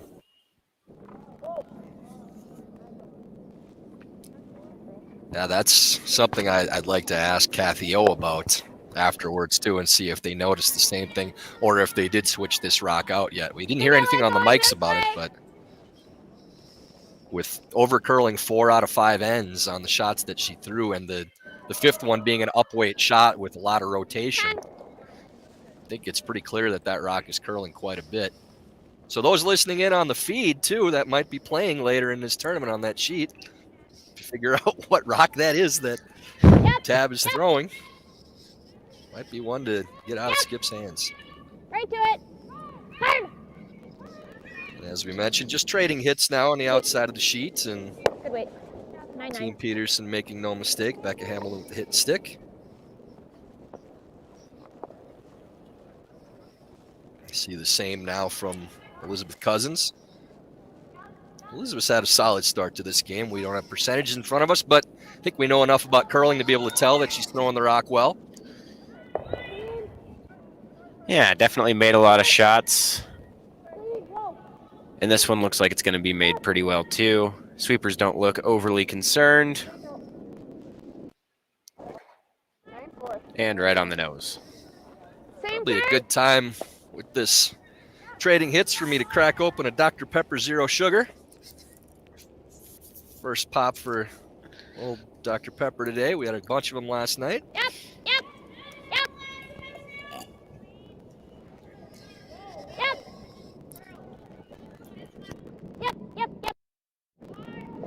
Good.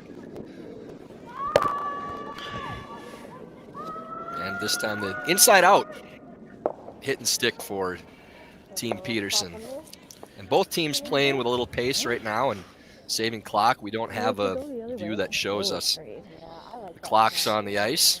Connor, if you want to just run out on the ice and take a look and then report back, that'd be great. I'm sure they won't mind. No, definitely not. It's interesting. We've seen both teams electing to play, obviously, the same hit, but Bears definitely elected to play this outside in a lot more, and you've seen Tab's team play the inside out. I think that's potentially something to do with just the reads they feel they have. Again, we see Tab throwing the inside out here.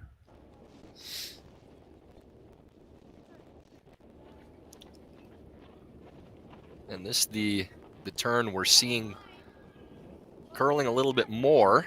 Whoa. Close. TC with a good positive throw, but still turning over pretty hard once again. Hard. It's definitely the one we've seen curl a bit more, but I feel like the reason Tab keeps playing it is it looks like they have a pretty good read on just how much curl they're getting there. We haven't seen any of these rocks yet in this end really jump on them, so I think they finally settled in to figure out where they got to put the broom down for that rock. Yeah, they've seen that shot a bunch of times now, you're right, and they have a good feel for where that broom goes. And Corey's and Tab's releases are very similar too, so that inside-out play, Tab will probably end up playing the same thing with the same stick.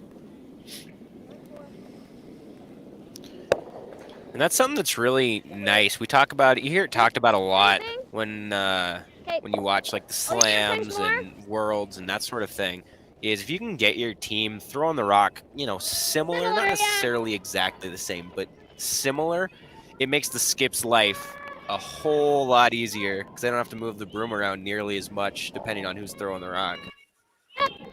Whoa. TC with the same inside-out in-turn pass. And they're a little firm on these throws, too. I think they're just playing, taking the ice out of it a little bit and playing what they know. And look at that roll by TC this time. And that's something that comes from trading hits enough times that those rocks end up a little higher in the house. I'm making hand motions to show you, and nobody can see that.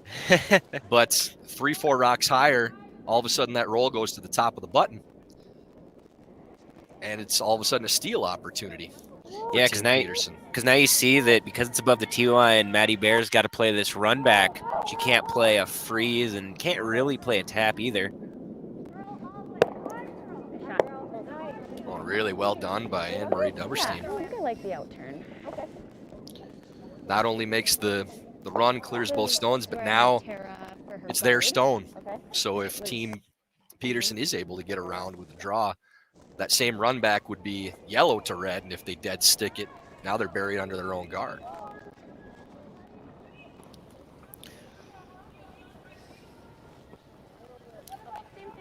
That definitely looks like a tight stick that we're seeing I gave you. Maybe it's a hair less because it's over. on this shot. This should be a little straighter run. So you see Peterson making the adjustment, cutting that broom down. Yeah, we're getting aggressive. We've been talking all game about this being the straighter side. I do think they got to be a little careful late because this is the side of the sheet where it's been running, but they have snapped pretty good late. Whoa! Should see that starting to move over quite a bit here now that we hit the hog line. Gonna need a big finish to get underneath. It's definitely gonna be behind the tee line. It's not a bad result without hammer. A decision for Team Bear. They can draw or hit what they can see. We're not quite to the point in the game where they're as concerned about even end, odd end if they want to try to make sure they have hammer for the 8th and the 10th. But wouldn't mind scoring in this end if you're Team Bear. I like this call. With being your own guard, going underneath, trying to get to top 4. You could get a cheap 2 on skip stones, and if it ends up going deep to a freeze, then it's a little bit of pressure on Team Peterson to not bump off and give Bear a chance for 2. And if you do get forced into taking a point, I don't think that's a bad situation at all for Team Bear. Up 1 with 4 to play and even end hammer. Exactly. Like, you don't look for even and odds, quite this early, but I usually start thinking about it after, the first half of the game. So the 6th end, if you A 2 is always great, but if you just get forced to the 1, you're not, exactly annoyed in that team meeting after the end that you got forced. If it was the 7th end, we might see her play something else and try to play a little harder for that blank. Yeah, it's coasting a little bit. Don't want to bump off. But it does. And the straighter side will run a little bit faster as well. And saw that on that attempt from Bear. So a hit and roll attempt now for Team Peterson. See what Tab has to say. Not a whole lot, apparently. I think the one sort of saving grace on that shot from Maddie is that she did bump it enough to maintain shot rock with hers, which means that Tab does have to make a play on this. No matter where she goes, Maddie Bear's going to have pretty much the entire forefoot and potentially some backing when she draws for her 1. Saw a broom signal from Tab that said that they're possibly trying to roll to the outside as opposed to in. Nope. Main thing is they don't want to leave an easy backing shot for Maddie to throw a draw too. But this one running same as we've seen on this side, really hanging out. May have moved it enough to avoid a possible 2 for Bear, but I think, Connor, the way that this curls on the intern side, you throw back ring. Yeah, I like may be able to tap that stone back for 2. Yeah, this is definitely the side you're going to get a little more movement out of. And you can't see a lot, but you got enough to throw, like you said, that back house, back line weight. If you're worried that you're not going to quite be able to get around there, it could be one of those shots where you just tell your sweepers, hey, I'm going to throw it for the freeze. I'm going to throw it like back 8 foot, and you guys can just kind of sweep it once we're on it and try and make it as sort of a secondary shot. I gave her about that's right. It is. Back had to carve it the whole way, but like then we had it like there. Right. Really being specific about the weight and the line here. Good conversation for Maddie and Anne Marie, and it's a great risk reward shot too. If you do end up giving up 1, it's not a disaster, but a 2-point score here really puts you in great position for the rest of the game. And I think you're kind of throwing back line out of hand. And Maddie did say back line, and then sweeping once you know you have the line correct. If you take a point, that's fine. If you give up a point, that's fine. But a good opportunity for 2 here for Maddie Bear. You should see this curl a little bit more on this line, but trying to turn it over, I think the weight's all there. 12-3. The line's perfect. This is going to be 2 for Team Bear. What a great throw. That's a really nice shot. Got a little close to that guard there. Yeah, you heard the off on the carve at the end there. Got a little scary. That's understanding that side curls a little bit more and just kind of being patient with it, waiting for it to make that move when it wouldn't necessarily make that move on the sheet A side of the sheet. But So, like you said, a great throw by Bear and a good finish for the end. That 2 again came out of nowhere with that deep draw from Peterson, and it's 6-4 now Bear after 6 ends.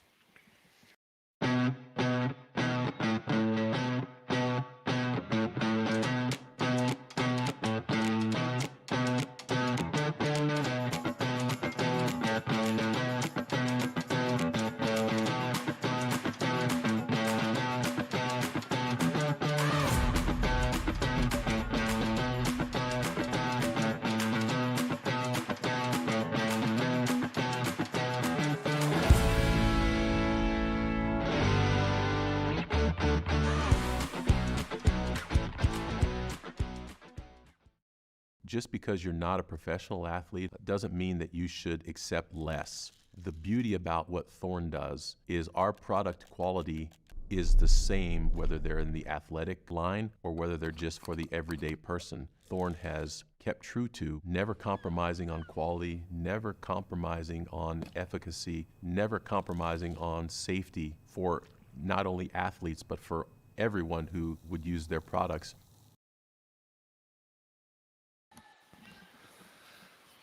Start of end number 7 The opening draw of the 2023 Women's National Championships, Denver Coliseum in Denver, Colorado. Team Bear with a nice hammer throw by Madison Bear. Finesse shot, back line through the house weight for 2 on Team Peterson. 6-4 Bear leads and 4 ends to play. Line's good. Team Bear coming into the rings to start the end and Might would need a love little to help curl. either get a steal or force Team Peterson to 1 in this shortened 4-end game now. Okay. Good judge. And if you're Team Peterson here, I don't think it's necessarily time to hit the panic button, but it is definitely go time. You know, you're in the 7th end, you're down 2. It's that time where we kind of got to step it up and really push the envelope a little bit to score our deuce. Allison Howell with her 2nd of the 7th end. Looks like Bear is content to throw a center guard on that rock in the back of the 4-foot. Rock gliding a little bit. Wouldn't mind at all if this ends up in the top of the house with that rock being behind the tee line. I don't think that's a bad result in the least bit. So, especially with Team Peterson electing to play the draw around the corner guard immediately.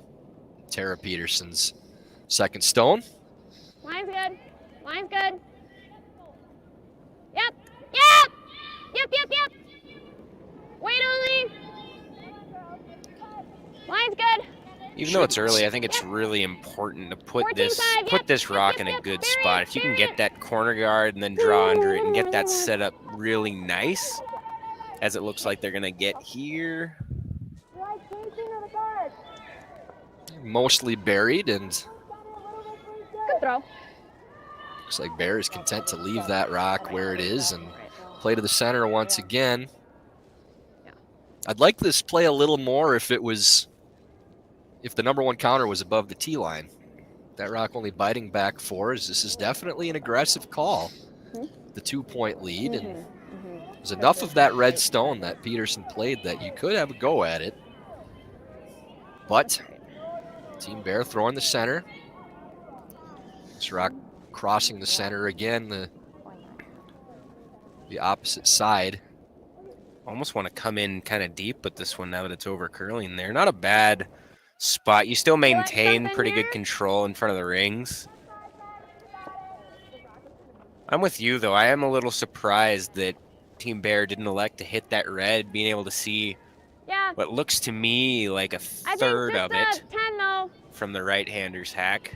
I love that call if the number 1 is above the tee, but you're getting yourself into a little bit of trouble now. And again, the execution on the guard wasn't all that great, but because the rock's as deep as it is, there wasn't a spot really where that you could put that guard that Team Peterson wouldn't have a good chance either at that rock in the top 12s for the double or coming around to hit the number 1 counter and sit 2. Really nice throw. That just 9-5. Great back. skates by on the double attempt, but sitting 2nd and 3rd for Team Peterson.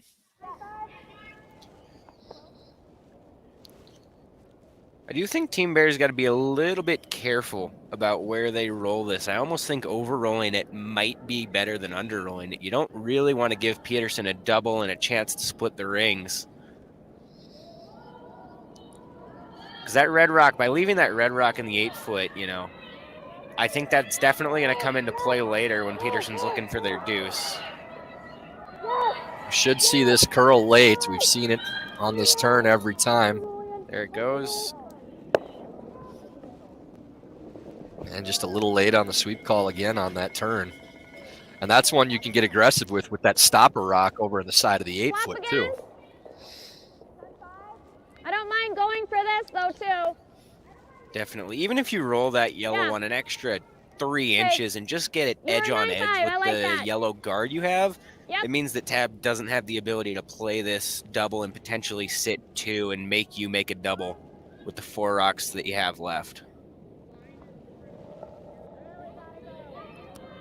Yep. Whoa. Should turn a little bit once it gets to the center line. The double is made by Hamilton. So now Peterson sitting 2. Yeah, work. 9-3. Double for Bear. Probably a little too thin to go after. Would you ever consider here, Tyler, potentially running this yellow rock back into, I'm thinking, that 8-foot red? Yeah, I don't think you need to get too aggressive with that yet. Yeah. Even a nose hit on this red stone with the 2-point lead gives you a good position. And Team Peterson wouldn't be able to chase with a hit back. I think that was one of those where they got in between, that the double was there, but you can't really play an in-between one with that shot because the spots you have to hit to make either the roll or the double aren't real close to each other. Yeah, that's So there's a fine. pretty wide range of Yeah. where you'd hit that stone in between those two shots where you don't get a good result, and that's exactly what we saw. So Team Peterson now sitting 1 will try to split the rings, and not a great spot to throw to try to go under a guard. And with 3 more stones left after this one, I think the call is correct with TC's just to go to open side, get the 2 set up first, and then try to figure out 3 from there. Sweepers are not very close to this one. Yeah, and that's a line that on Sean's ice and how Dave Stavitag's ice always was too, that center line going outside is lightning fast. More so than any line on the sheet, and it's not unusual for the center line to be faster, but it's definitely exaggerated on the Nationals ice that we normally see. I can't tell you how many rocks I've seen coast through the rings starting close to the center line on our national ice. I've thrown plenty of them myself. It's good. It's a good tidbit for me to keep in mind as this week goes on.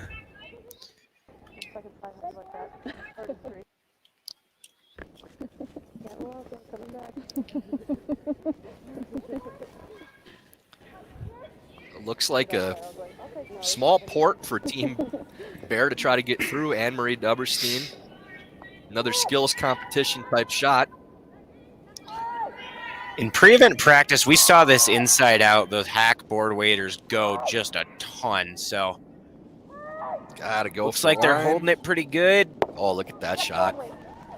Really good sweep by Elizabeth Cousins and Allie Howell on that one to keep that off that red guard. A great team shot all around. Good throw from Anne-Marie. Great sweep. Great call from Maddie. Those are fun ones to make. And kind of early in tournaments, especially when you make those finesse type of shots where you have a very small window for error, it just helps your confidence so much in getting comfortable. And those are the types that by the time you get to the second, third, fourth game, you absolutely expect to make. But making them in the first game early on, it helps your mindset so much on being comfortable with the conditions and making those types of shots. For sure. You always feel like you're going to have a good week if in the first draw or maybe the second draw, you're just making all those hack weights on rocks you can see a quarter of, and those board waders through those 1.5 wide ports. It always boosts your confidence.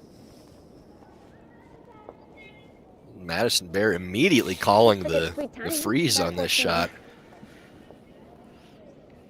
I don't know. I'd be awfully tempted to either take a run at the hack waiter and split the 2 in if you don't make it, or play the run. Yeah, it feels really aggressive. I mean, if you make it, it puts you in a really good spot. It's going to be curious to see how this one runs because they're freezing a rock that's pretty decently to the right side of that center line on the straight side, but we're seeing him take more broom than even Tab did on her draw coming home in the 6th. So, and a 2-point lead playing this shot as well. Yep. It's definitely an aggressive call.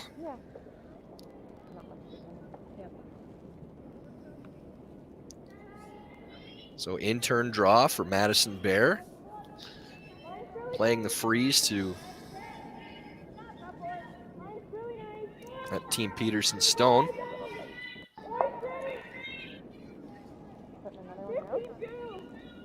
really trying to carry it. You heard 15-2 from the sweepers, and that's considerably shorter than what we've seen for draws. Do you And like that? I think we have to. I think so.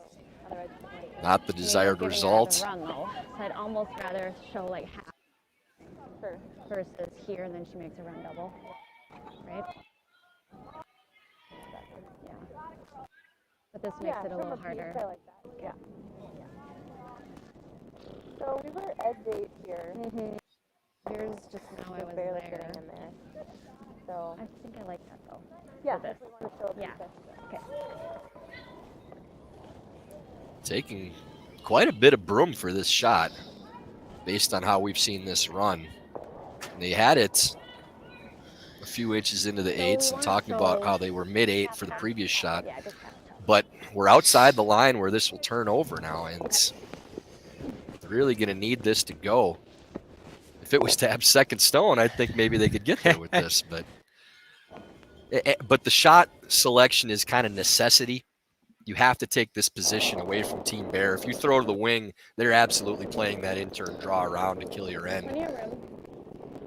So we'll see if they can get this one to curl. Calling plenty of room on the throw. And you heard him talk about it a little bit about where they really wanted this rock. You heard Tab say that she was worried about them throwing that run on that yellow. So they wanted to be about top 8 and didn't really care if they were fully buried. Good sweep, ladies. Yeah, just didn't have the weight and ends up only third count. Just not enough. Yeah, it's not enough.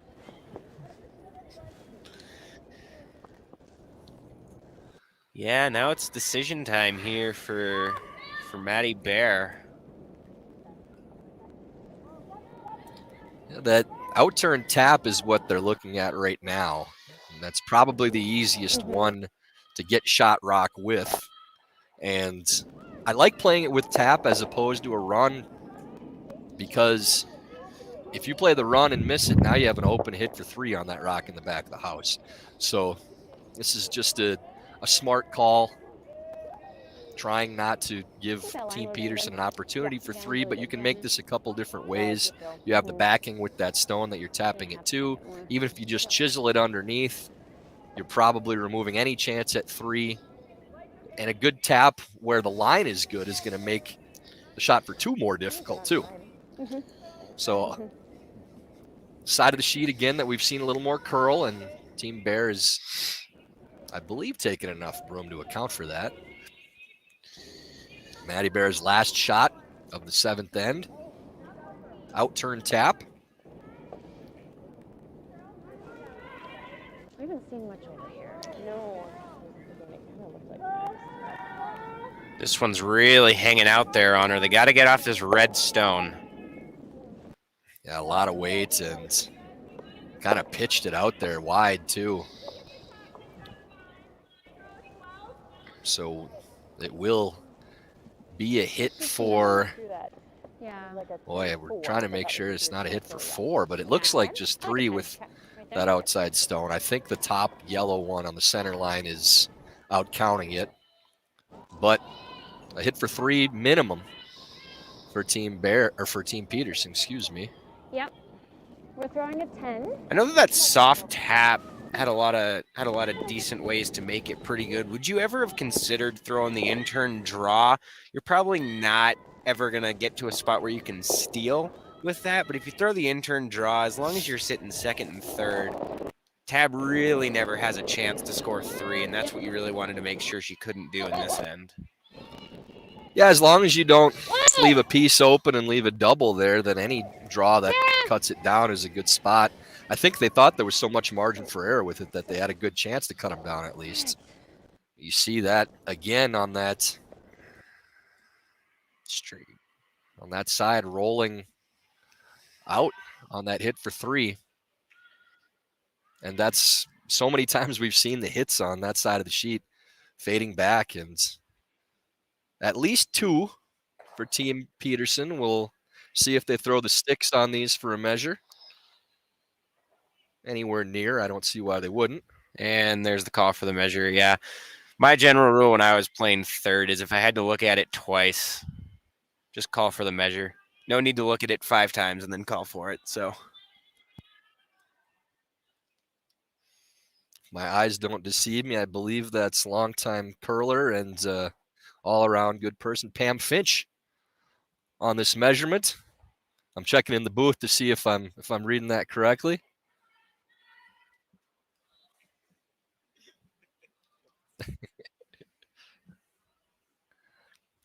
We're using John Benton's eyes on this, and we're getting a sure, yeah. I'm pretty sure that's Pam.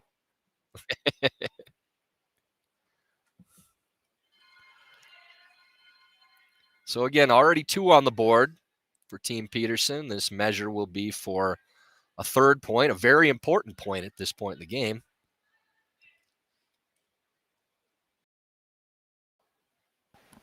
Tab Peterson kicking herself a little bit for rolling out on that shot for the guaranteed 3 and possibly 4. But the same mistake that we've seen repeatedly on that side of the sheet, on the wide side on those misses. yeah, and this measure for the 3rd point is really important to see. With that going to I think it was the 3. Yeah, quick read from Pam.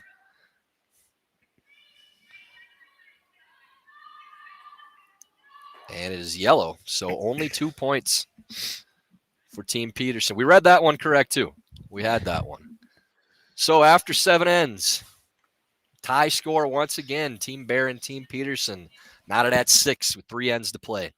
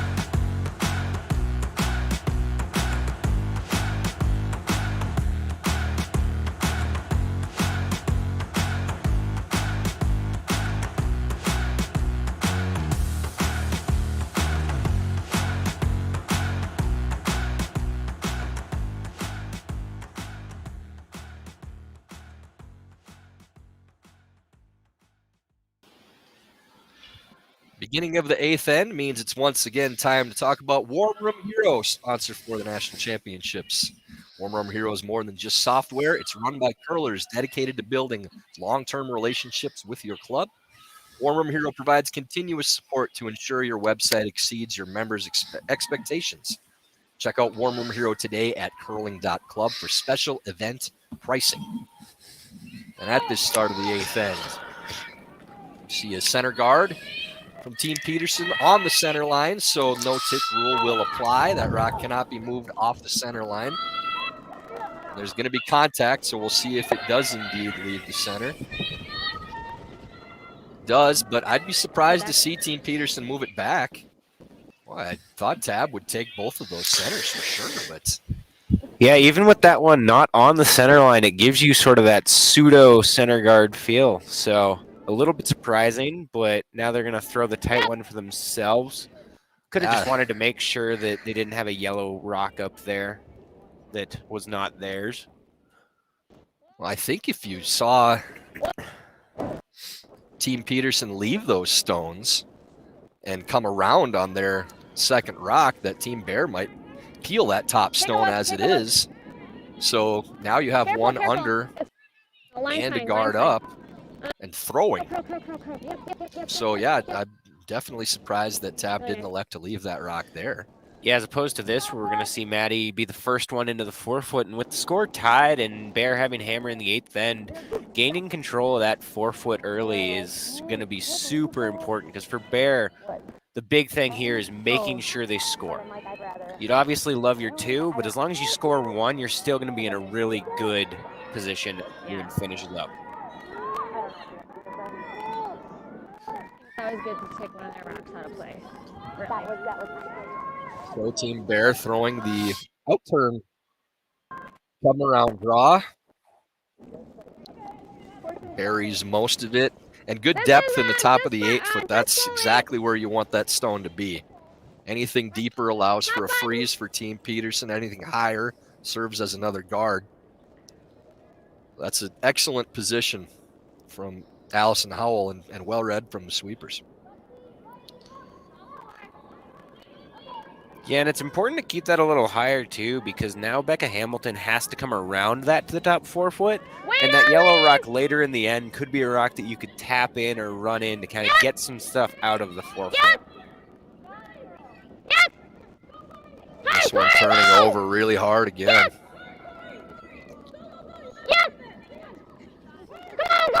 Sweeper's really going to try to get by that rock in the top of the 8s, but does end up stopping just cornered on it. 4-9. That is that side of the sheet that curls just a little bit more, and caught him just a little bit there, being a little slow. An immediate call from Madison Bear to have Elizabeth Cousins play the peel. Trying to maybe get both of them moving, but at the very least, clear one. It does lose both reds, and now it's your stone, so much better than it was. Obviously would have liked to roll that off as well, but both reds leave. Yeah, it's a really good shot. Now, I imagine we're going to see Tab throw a couple of those center guards, try and waste a few of Bear's rocks before she finally does come into the 4-foot. Becca Hamilton's second of this 8th end.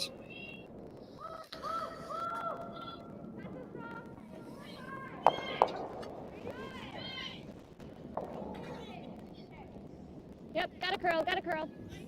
Really trying to get this to Yep, a little more. hook. Should finish on this line pretty hard. Just want to make that double peel as difficult as possible. And they're not as concerned with the high stone with this setup. The tighter guard is the more dangerous one, so Madison Bear wisely just peeling the open tight center. At some point, because they are shot. Saw Cousins slide tight and try to work that one back. Didn't work it back enough and does just peel the high one.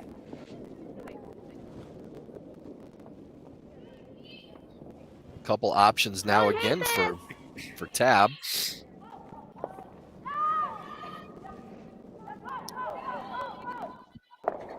It's really straight here. 11.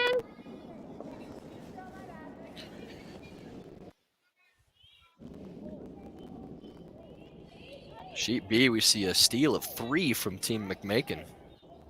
After trailing by 2, now lead 5-4. A big swing in the action over there.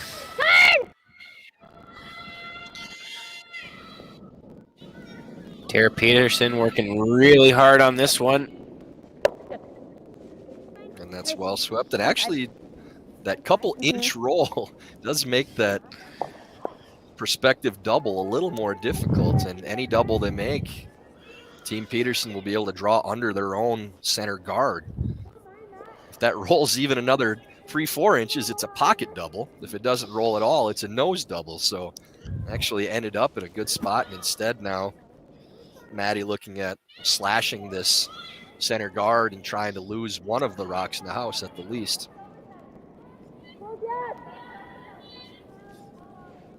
Anne-Marie Duberstein trying to lose this guard and possibly one in the rings as well. Actually crosses all the way over. A little more on that swing turn side. Rolls to the wing, and Peterson now will replace that guard. What?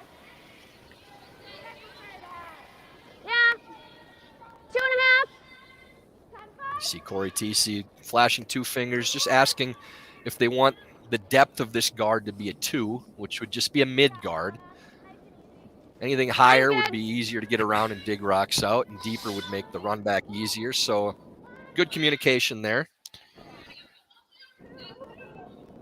Gotta get to center Looking for line. this one to end up just past the Columbia logo that we got about mid-sheet here. Gonna have to go hard to get this to a 2.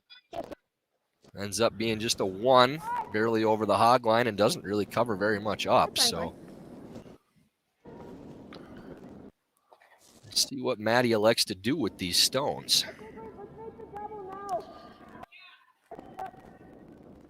As she kind of indicated there, they got sort of 2 options. They could hit and flop on top of that red as a setup shot for their next, or they could go with what they're throwing right now, which is this double. Because that guard's so high, anything that Tab tries to put under that, they should be able to dig out with like hack weight. They're gonna be able to dig it if they're deep, right? I don't mind it. Even if they make you go through the freeze. Or 2 is good. And trying to get that rock to just squeak out the side. Still biting, but both moved out of the center of the house. This does open things up, and as you said, Connor, with that guard being as high as it is, there's not a whole lot that T. Peters can do going around it. They don't have much option but to play it still, but the deeper they throw it, the closer to the button, the easier it'll be for Team Bear to dig it out. And we should mention as well that we're hoping to have a little more audio with the players as the week goes, so you won't hear our voices quite as much. We'll hear more of what the players have to say, but in the meantime, we'll do our best to relay what we believe they're saying. With this one, I would expect maybe top 8 foot, somewhere in there is as deep as they want to go. And switching over to the side that they'll get a little more read off. I think that they played a little bit more. 5's good, 5's good. You got to be a little careful on the weight here because this is the swingier side, and as we know, when the ice curls a little bit more, that weight comes off a little quicker. Curl, curl, curl. It is curling and dying now. The line's really good. Don't want to go too much farther to have come out the other side, but Good sweep, ladies. yeah, good position. Maybe another 6 inches would have been perfect, but good spot. And for Team Bear, with this being the 8th end of the game, you can play this draw around really without a whole lot of fear because you're very happy taking 1 point. I think they're changing their minds now, getting a little conservative with this. I really like that come around draw that they looked at. You don't want to put a rock in a position that helps Team Peterson, but this is more a situation where you're playing to win the game. And being just fine with taking a point, you may as well try to get 2. Because if you do take 1 and you're up 7-6, you're still in a very good position to win this game with 2 ends to play. If you get 2, your percentages of winning this game increase exponentially. So that original call from Maddie, we saw her put the broom down for the draw and then changed her mind. But yeah, I would have liked to see him stick with that call and play for the 2. I would agree. I mean, when you're out there on the ice, sometimes that call can feel a little bit aggressive, and maybe you're worried, like, oh, if we go a little deep, maybe they might freeze, and then we give them one, which we never want to have happen, as they're trying to work this one over really hard. Really positive release there once again, and just picks it over, even with that side curling more. It just didn't really give it a chance. And we've seen Maddie on that side on her misses too, regardless of the side of the sheet it's been on. Yeah, a little positive on that release. Yeah, I like even. And I think another reason I like probably throwing that draw with Maddie's first is that really no matter what happened with that hit that they threw, she's going to be throwing it with her second one anyways. And having skipped before, I know it's always 2's better than 1. It's always nice to be able to throw sort of a sighting rock before you throw the one that really matters. So yeah, I agree 100%. Having the 2 draws, it's not that you're calling the first one a warm up, but it's giving you a good read on where it's at for your second one. And if you make the second draw, you're scoring. So you want to give yourself the best chance of making that. You'd like to think you don't need 2 attempts, but it's never a bad thing to have that first one be a draw too. Especially because if you make both, you have a very good chance of getting 2 points. Sweeper's backing right off on this one. Looks like it's running on him. Turning over hard at the finish now and dying. Looks like it's going to stop just barely behind the tee. That's not a bad spot at all. That's completely buried. Let me guess, Does the have 3-8. backing, but this is a touchy shot now. You don't want to feel like you're playing for backing when you're looking at 3. One little pop, all of a sudden that rock coast, because even with the extra curl on this side, they're far enough out that it's probably not going to take a hard turn. So just throw it like a normal draw. Don't worry about that rock being back there. You can use the backing if you need it, but don't throw for it. Just throw to a clean top 4, top button draw. Let your sweepers handle it. Yeah, that's something that's really important to mention when you get on this championship ice is that the amount of curl you get between, a T-line draw and even like back line weight, if you're playing for that backing, can really change how much curl you're going to get. And we saw an early wave from Allie Howell, and weight looks to be all there, and they're going to need that backing now. Looks like it's coming down now at the end here. Yep, no problem at all, and the backing was used. A good throw to be on the correct line, and a big point there for Team Bear. So after 8 ends, the score now stands Bear 6, Peterson 7. Peterson will have hammer in the 9th end.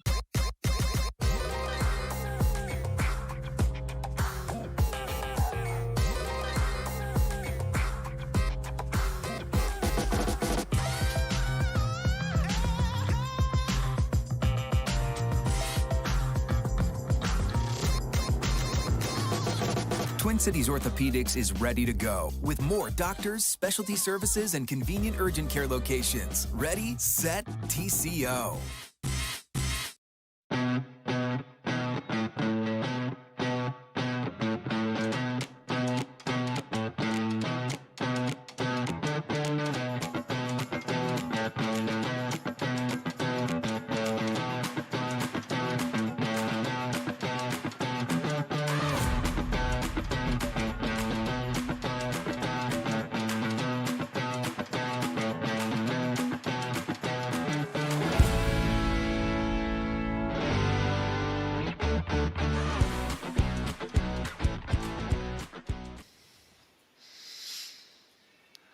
On to the 9th end here in Denver, Colorado at the Denver Coliseum. After a single-point score for Team Bear in the 8th end, they now lead 7-6. Peterson with hammer in the 9th. Bear attempting the center guard to start the end, but crosses the center. You saw Tab with a little head shake trying to decide if she wanted to play that tick or not, with it not being on the center, but deciding just to come around that stone. Tara Peterson's first stone of the end. And this is that all-important 0 or 2 end for Team Peterson, Connor, where they'd be very happy with a blank. They'd be very happy with 2. And a lot of how you run these ends as a high-level team is looking at your stats and how it plays out. Are you better down 1 with, or are you better up 1 without? But the one upside to playing for a 2 or more is it could end up being a 3 or a 4. So if you play for the blank all out, you don't see teams do that as often anymore. But the 0 or 2 approach, if you get the blank, you take it. But you see with that come-around draw that Peterson, as opposed to playing that tick, is just fine with scoring a 2. Yeah, and I think they show us a little bit of the way they like to play these down 1 with in the 9th situations by coming in there. If they really were a team that wanted to really go hard for their 2, you might see them throw the corner guard, or with that rock not being on the center line, potentially playing more of an offensive tick, trying to tick it over and get yourself a couple of corner guards early. A really nice freeze by Allie Howell. Just as much to force the action as it is to actually score. A steal would be great for Team Bear, but a 1 for Team Peterson, maybe even better, depending on if they'd prefer to be tied up with or up 2 without. I think if you go back a few years to 4-rock rule, then that 2 up looks a lot better. But these days, with 3s flying around a lot more with the 5-rock free guard zone rule, then even with the no tick being implemented, I think teams almost favor the tie-up situation. Yeah, it definitely opens that Line's door a little more Yes, for yes, talking yes, about it line. with your team, Line's good. about which Whoa, side of back that row, coin back you'd row. rather be on. 5-1. Finish it a little, Beck. You Finish see it a little. teams change gears a lot in these situations too. Good job. Very rarely do you have a team go out and say, we're playing to blank, or we're trying to score 2 or more. Far more often you see teams get aggressive and play for the multiple point end. It's just very difficult to try to execute a blank from the start of an end. So Maddie Bear now calling timeout, looking at how they want to handle this, and we're going to see how much of this we can hear and lay this out and pick up what Maddie and the team has to say.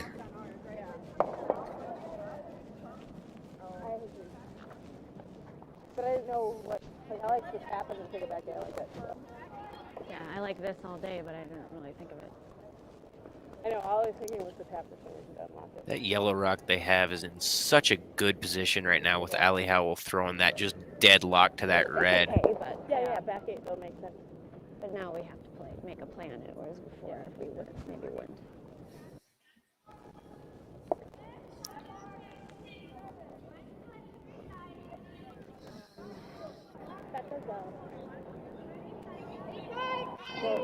Not really able to pick up a whole lot of the conversation, so we'll go off of where they're pointing.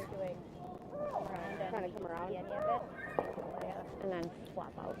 They were talking a little bit about throwing this. It looks like the intern draw where Maddie has her brush right now. So I was like, I could hit the one through and roll and send ours back into there. I kind of like it. I think if you make it pretty good, Peterson's gotta make some good shots to get their deuce, especially given the fact that they're gonna have to kill their own top 8 stone if they want any chance of getting that yellow rock out of play. And they discussed a little bit unlocking that stone. I don't think you want to do that. I think you'd rather have Team Peterson being the one to move those stones and just throwing one to the top 4s if you can get it there. Just hit a piece. Maybe bury half a stone. Looks like that's what they settled on here. Putting it, top 4, T-line weight even. You can be a little deep on this as long as the curl kind of gets there.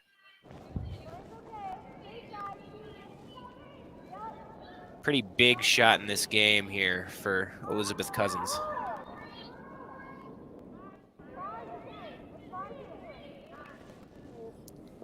Shouldn't get too much snap on this one. They don't want to sweep it at all, and it looks like it's all there.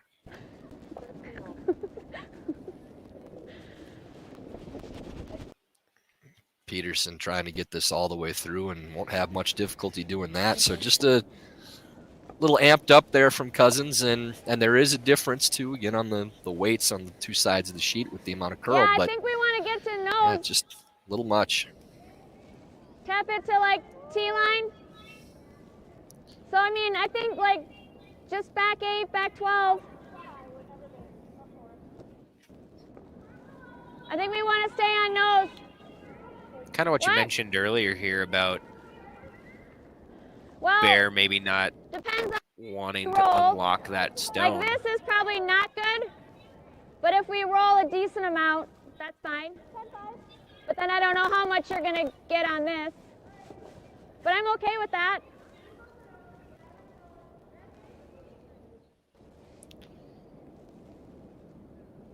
Peterson looks like they're trying to find a way to unlock that red, but keep it in the rings.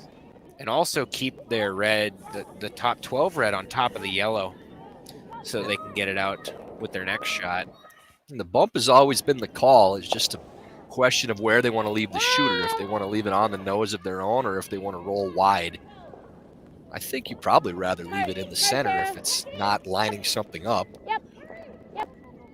Tara Peterson working this one over really hard. And the 2-rock transfer, they really got to go to separate them, and still ends up dead lined up to their own stone in the force. So I think you're probably throwing the same shot you just did, just because you don't want to move those. You could tap to a freeze because it's lined up good. But again, the last thing you want to do is move them to a spot that helps Team Peterson and changes the line. If you tap it a little too hard, then it's completely unlocked, and now it's lined up perfectly. So I think I'd still leave this and throw that same in-turn draw again. Yeah, they looked at playing this out-turn hit on this red one, but they can't see very much of it. I think they're throwing this run back. I understand the thought process. I understand wanting to be shot, but you almost got to put your shooter in a spot on this to screw up the angles, because those two reds, if your shooter rolls off, are going to be going right into it, and Tab's going to be sitting 2 or 3. Really narrow out of hand too. Got to go to keep it off the guard up here. Yeah, I don't see the value in that shot at all. Even if you make it perfectly, I mean, you have to corner off that top one, as you said, to make it work. And it was always lined up to Team Peterson's stone. There's nothing they could do with it. So just throwing the draw, you're really not giving them any opportunity to score more than 2. And now 3 is in play, absolutely. Yeah, you were almost There's a pocket gifted. double up there too, but still. Yeah, you were almost gifted kind of a free shot on that last one. Like you said, with the red, yellow, always going into that red.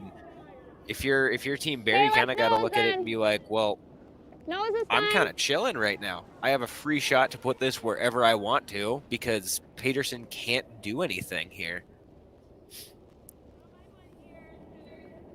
Sometimes it just looks so nice the way it's lined up that you want to play that short run yourself, and it really opened the door for Team Peterson. And if it's later in the end, you might consider playing it, but Roll it. with 4 rocks left. Okay. 10-4.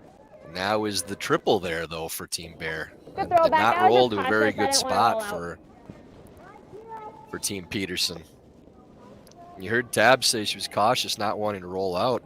Well, rolling out wouldn't have been a disaster in that situation, because Team Bear's playing this double no matter what afterwards. So it would have brought the blank back into play too. If you get that one too. But the way that this is lined up, I think this triple may be there. Yeah, it's close. We're definitely gonna see. Ann's gonna take a crack at it.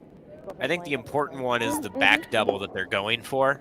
Make sure of that one, and then if you get the top third, you get the top third. It's maybe over curling a hair. Looks close. Yeah, it gets 2 of them. That's a really nice shot. I think that hit Or real one. close to where they needed to make that. Just needed to give her a little more to clear that third stone, but I like a that. very good result. Again, getting the most important stone, the one in the 4s. So now sitting second for Team Bear, and Team Peterson with not a great blank opportunity anymore because of I don't those, mind showing a where little. those guards are positioned. Coming around those two and taking that position away from Team Bear every bit as much. Yeah, so with the blank pretty much being out of play here, I think you're going to see, like you said earlier, talking about shifting gears, I think you're going to really see Peterson dial in and try hard for this deuce here. Line's good. And kind of do everything in their power to make sure they score. They score 2. Okay, whoa, close. Whoa. Should see just a nice consistent curl on this line. Nothing going off the table. Gotta sit. Don't want it to be behind the tee line. 3-8. Good guess. And I think this is going to be a pretty easy call for Bear to play this freeze.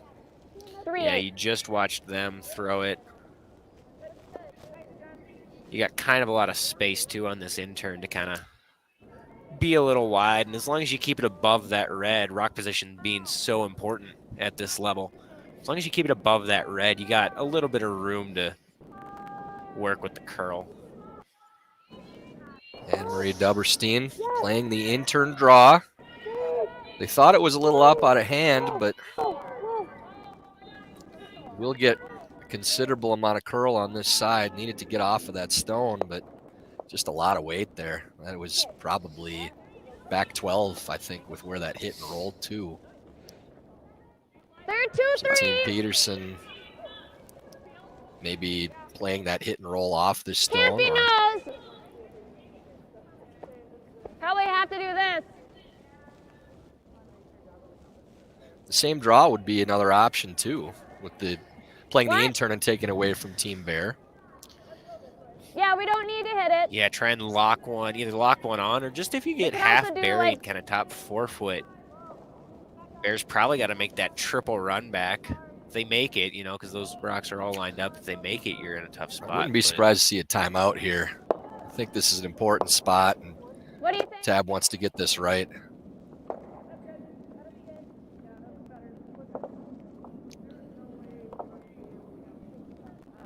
TC coming down to discuss before they decide if they want to call a timeout. Yeah, I can't see the clock right now, but when we checked earlier, it looked like they had plenty of Right, time besides on their practice clock, to so I use think it, they have sort of a potentially. good minute or two to burn talking But so about can this we. before they decide if they want to take Yeah. a timeout, if they want to decide on a shot.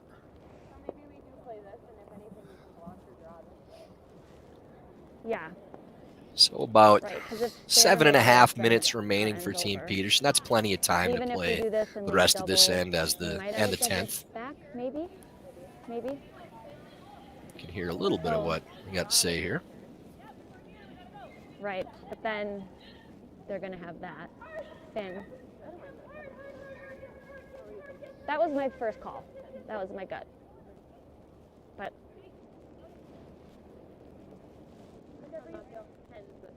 I am a little Yeah. surprised that they haven't taken their timeout. I mean, it's always nice to save it, yeah, but in my experience, usually once you get the third down there and you've talked for about a minute, that's sort of the indicator of, hey, let's not use up any more of our time. Let's just take the time out and see what's what. I think the decision came down to they were a little worried about where they could possibly leave that draw if it doesn't end up perfectly placed. So they're going to play the hit and I believe roll. Noah's wouldn't be terrible with this shot, but it would leave that freeze again for Team Bear. So I really would like to roll this buried underneath. Can't really underroll here either. that's fine. And only ends up third. So doesn't accomplish a whole lot with that shot. And now Bear can play this same freeze without a lot of risk. They were looking for a second Yeah. how those reds are lined up. If But they were yeah, lined, this is a freeze for sure. This is a shot that you can possibly really raise your percentages of winning this game by making this. yeah, if you make this good, you put a ton of pressure on Tab for her last pair. I can see if those two reds were lined up a little better to make the triple kind of an easy one that you might throw it, but they threw that idea out pretty quick.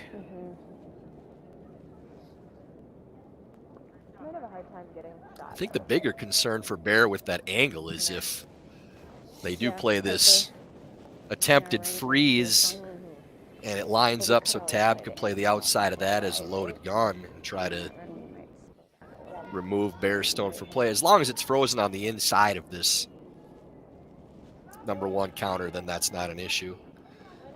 Madison Bears first here in the ninth end, playing the intern freeze.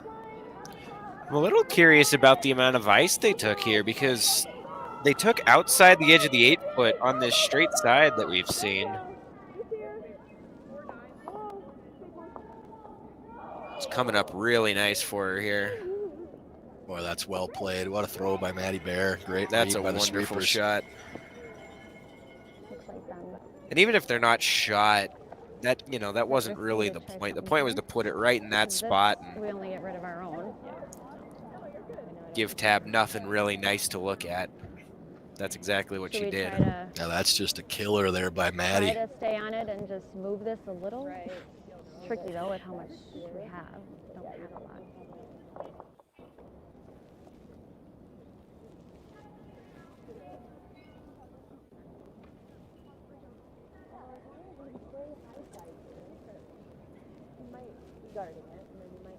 Not great options here for Peterson either.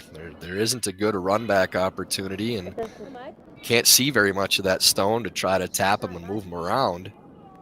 But they need to unlock that red stone to have any chance at a like multiple hit it point and in. roll. Like tap it. Just try and stay as close to nose as you can. You know, I almost would be tempted to I play just don't know what. like red a is gonna do. control weight shot off of your own the one that's biting the top of the 8-foot, and try to roll into a freeze of your own and unlock that stone. You just don't have enough of that yellow stone to play it with the clean bump. So it's a little bit risky, but with the score the way it is, you're either giving up one, or almost assuredly giving up one at this point. And even if you found a way to score one, you don't have a great chance of winning in 10. So maybe a little low percentage, but you need to unlock that stone on this shot, and playing off your own might be the way to do it. Yeah, I mean, kind of in that same vein, we talked earlier about that red, you know, and kind of where that was going to go. It almost looks like if you just played something off that far outside red rock, just what she showed there, just to bump your red out of the way. Hopefully one of your reds is going to stick on the yellow, and ideally it's going to be pretty open so that you can hit it with your next. Then Maddie's probably got to throw a guard, or she's got to draw in and kind of freeze to it, and you might have some in-off or some run. I just don't think right, and then they hit and roll. But you're right, you have to get these unlocked somehow. Any way you do it will work. It's just you got to do it somehow. Well, there should be a little bit of drag on those stones, too. They're still looking at the run. But I have to. I mean, you never want to run opponents' rocks in if you can help it. And the run, you got to run 3 rocks in a row. This is not easy either. You see Tara there kind of waving her hand, being like, okay, we've talked for a while. Let's call a shot and make sure we have plenty of time for the 10th. Still surprised they wouldn't call the timeout on this one either. I know it's a little late in the end with it being Skip's first, but if you are a little worried about how much time you got, not bad to use it here. They are indeed playing the, we'll call it a triple run back. It's a relatively short run from the first stone to the second. That's really the only one that matters. See if they can keep this lined up enough to move all 4 of these stones.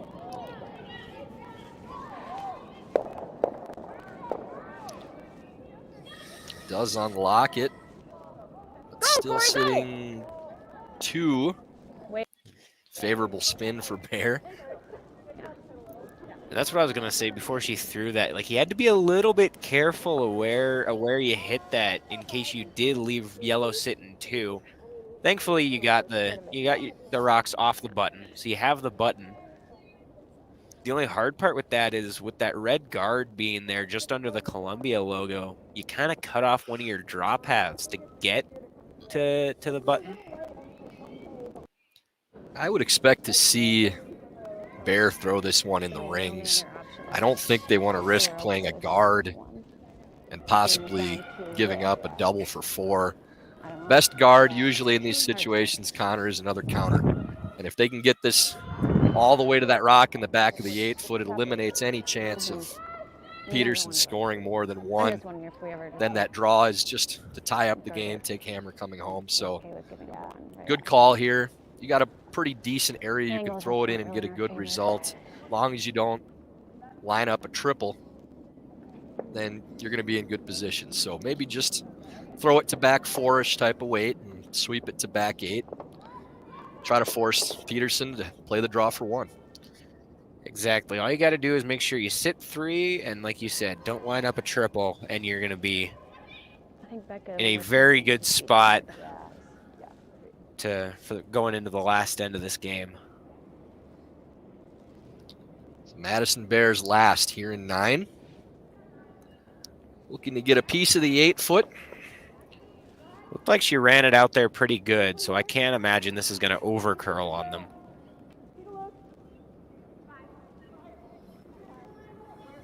Not sure they think they can get it deep enough to be all the way back there, so now you got to be careful where this lines up.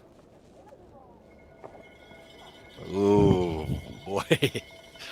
That might be dangerous. That's one where you got to decide one way or the other. Are we leaving it short, or we're going to keep going? This is number 1. If I get this, fine. My first thought was that they left it just high enough, but with this angle we got here, If we get this, that's okay. oh, that's really close. Yeah, I think the Not gonna triple is curl a there for lot. 4. I like peel. It Yeah, should I be mean, the exact right spot to clip that back one, and still all you have to do is move that stone out of the 8-foot to get 3, yeah. and a good distance into the 12-foot to get 4. That's just rock placement and not maybe talking before the shot about making sure this is where we can't be, and make sure one way or the other it's either short of that or deep. So final stone this end, possible triple for 4 for Tabitha Peterson. Yep, tight, hard. Early sweep.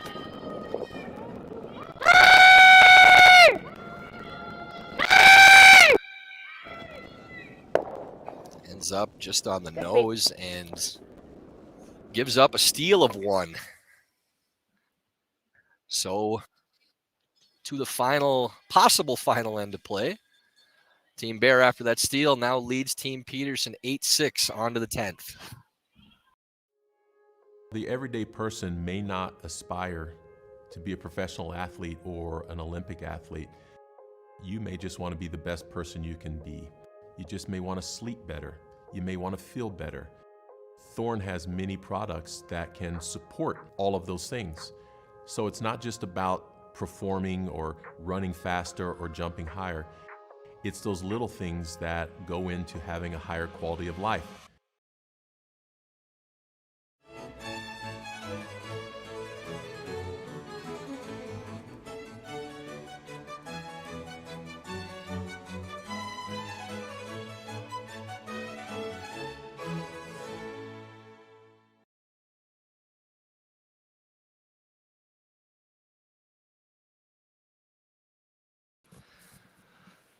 Tenth end of the opening draw, the 2023 Women's USA Curling National Championships. Team Bear holding an 8-6 lead over Team Peterson. Team Peterson with hammer. This is Tyler George with Connor Kaufman in the booth for this draw. And Connor, missed opportunity for Team Peterson there in 9 after the mistake with that rock placement by Bear, but ends up just being a steal as opposed to that big score of 4 that we thought might be possible. Yeah, and Tab knew it right away. You heard her right when she let go of it, start calling her sweepers on. Just a little bit tight, like you said during the break, on the swingier turn with a rock that we don't know if they've switched out yet and might be curling more still. So all that combined, but So 1 or 3? still not the end of the world here with Peterson having hammered down 2 in the 10th. Line's good. Right here. So right here. Right to my room. she will be playing aggressively for her I think you can go a little. Let's get some separation. See our updated scores. Sheet A, Workin, Anderson now tied at 5 after a steal at 2 in the 9th end by Team Workin. Rhyme McMakin also tied up now at 6-6. I believe Rhyme has hammer in the 10th. And Sheet D, we do have a final now after Sheet 10 or N10 has been X'd out. Team Strauss wins 7-4 over Team Shield in their debut.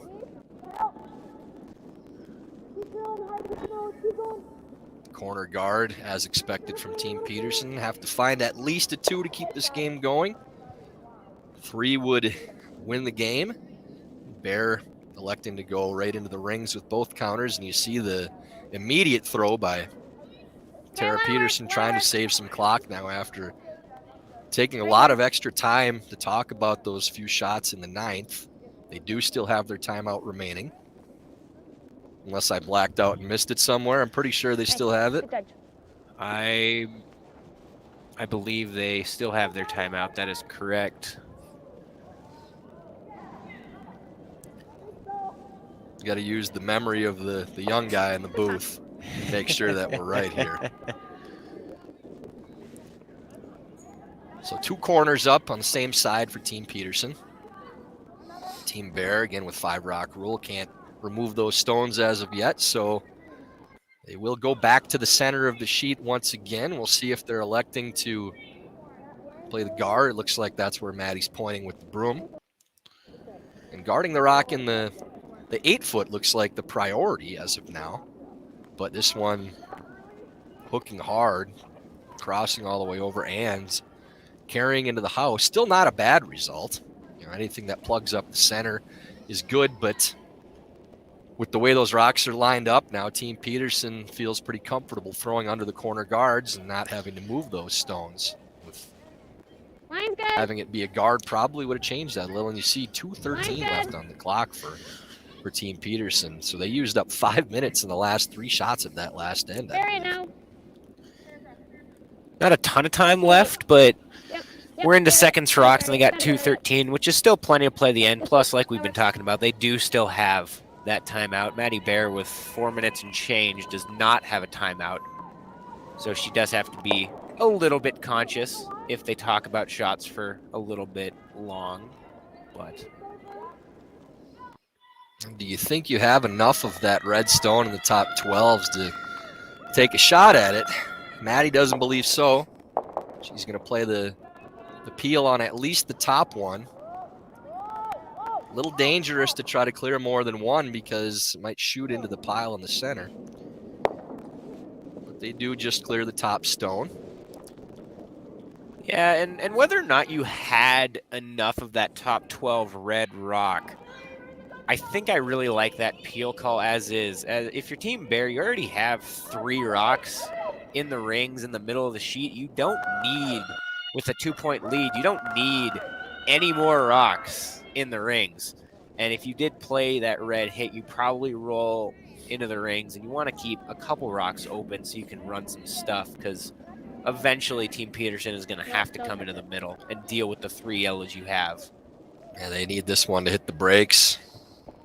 Awfully close to going through, but does bite in the back of the 12-foot.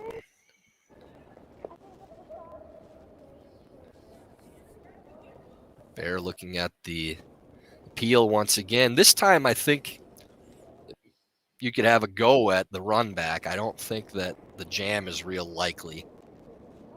And if it does roll to a guard in the center, that's not a bad result at all. Just can't cross.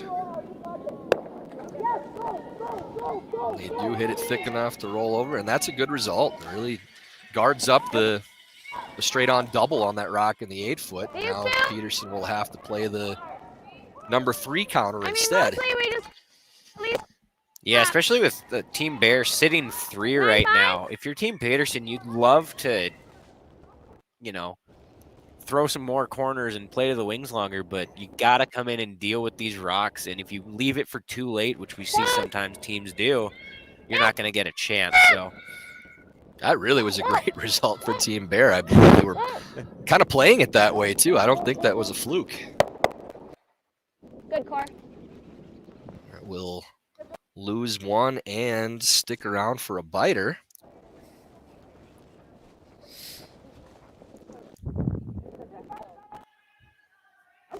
Team Bear does have to be conscious of those rocks that are hanging around in the edges of the 12-foot. I don't think they necessarily have to be worried about them yet, with them still sitting 2. I think this is a good hit and roll call. But definitely be aware and understand that those rocks are still in play. I think this is an automatic call here. Trying to sit 3. As long as that's the case, I mean, there's probably going to be a double attempt on the next one. But rolling in here would be really important. If they could get under the center, that'd be ideal. And doubling these 2 is not bad either. Giving yourself options on shots like that's a very good thing, and it looks a lot safer for Team Bear than it did before.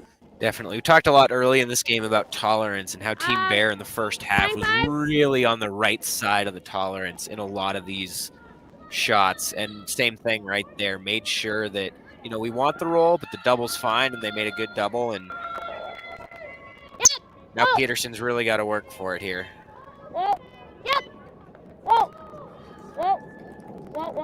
A double attempt from TC. Okay. Only removes the 1. I'm surprised they didn't get a little more aggressive on the sweep and maybe throw a little more weight at that shot too. It's really important to have both those stones go out on that shot. I don't actually think they were playing for the double. I think Tab just called for the hit and roll to kind of corner freeze, which is why you saw Tara going for curl at the end there. Yeah, it didn't look like it was ever going to get there, Yeah. So, I mean, that they thought it was going to turn over enough to make that roll. That's all well and good. Just had a long ways to go to get that result, but potentially a chance to audible there and just go straight and try and get both the yellows out.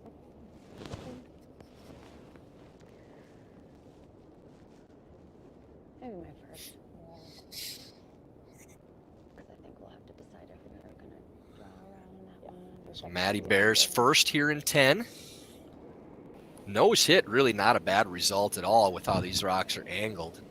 Rolling under cover, not bad either, but just don't want to leave the double. This really needs to turn over.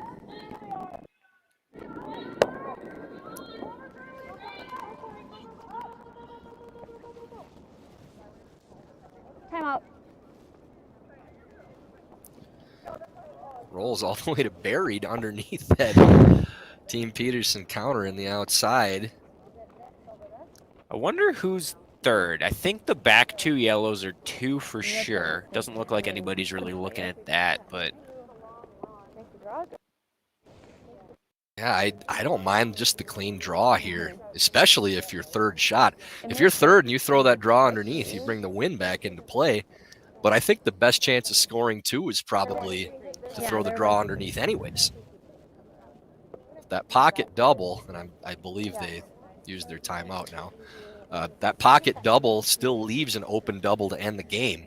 Whereas if you play the draw underneath, I think I couldn't possibly see Bear playing the run because they could lose the game if they don't make it. So yeah, I mean, if you throw that draw under, I think Bear always just plays the freeze to you, and then you probably have at least the button for 2. Get back here. I think that was your walking time. tap down Kathy O, get back here. I think she's looking at angles or something, but Right, but she might have it. Skipper would like a word still.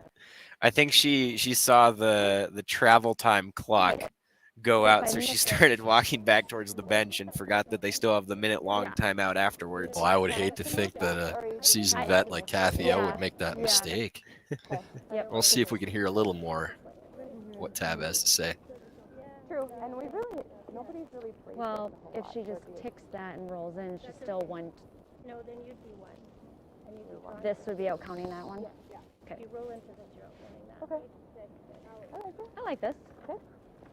It's kind of what I was leaning towards. Okay. But, okay. Yeah, I like that. I really thought they'd play that draw here. There really isn't an opportunity to win the game playing this shot. That might speak to the fact that maybe they're 4th count and they don't believe they can make that rock count anyways.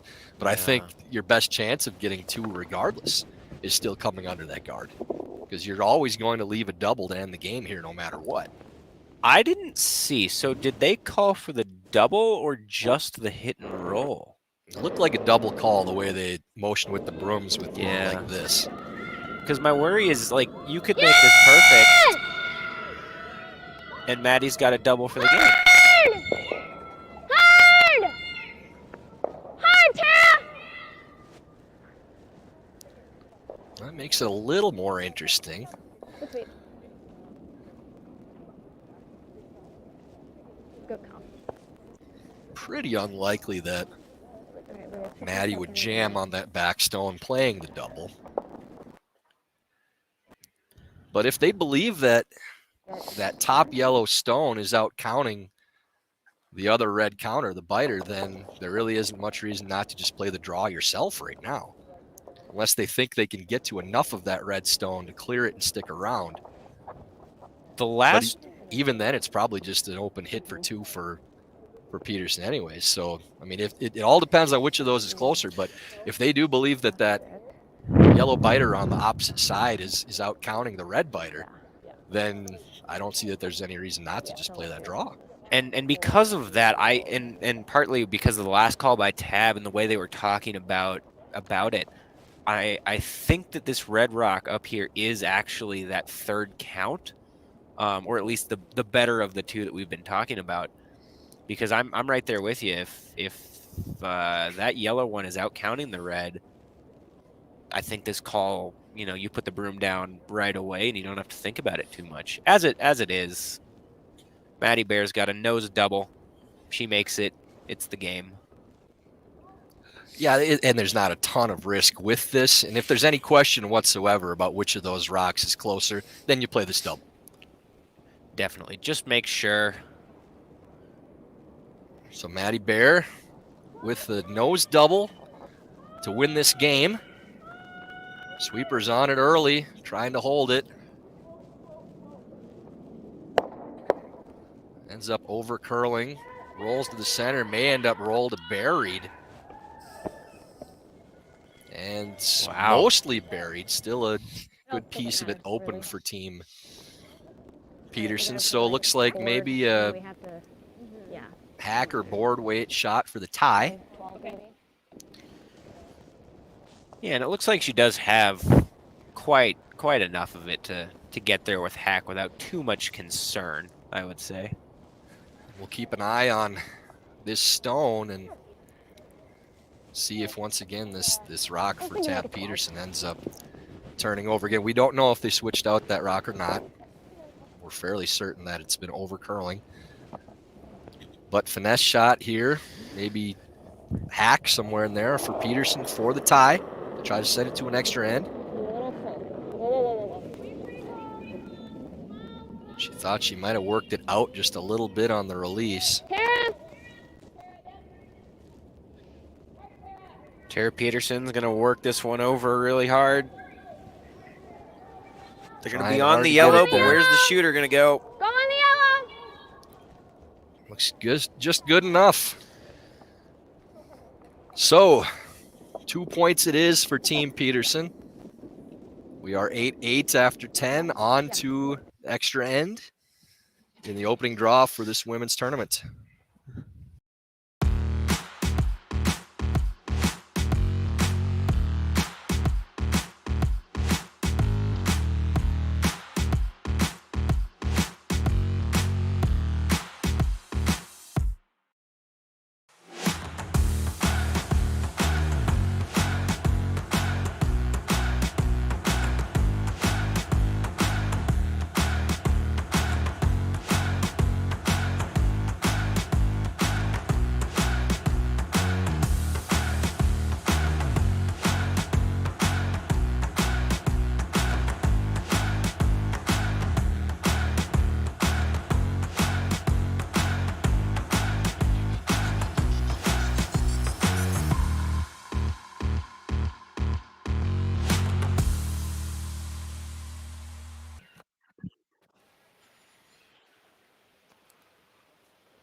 So we move on to the extra end here in the first draw of the 2023 Women's National Championships.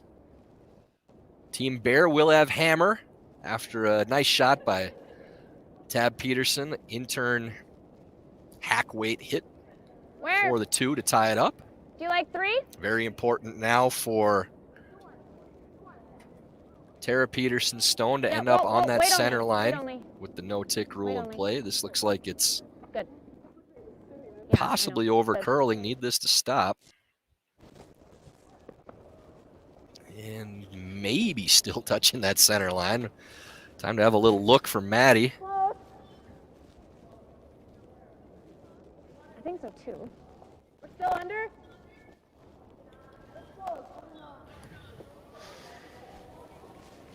So they're calling for a technical timeout. So they're trying to just figure out if they are able to play the tick on this shot. Can't tell if it's touching the center line or not. So again, if that rock is touching the center line, they cannot move it off the center with the no tick rule for the first 5 shots at the end. Deja vu. Apparently this has happened before for these two. So deja vu from Tab.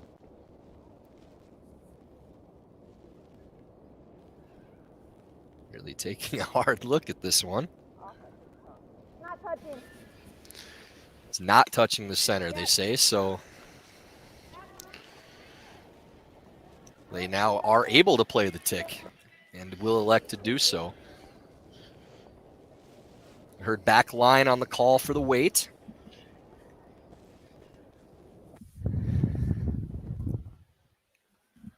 So Allie Howell getting to play a shot that they probably haven't played very much as of this year with the no tick rule in place. Back line weight, trying to move that stone away from the center.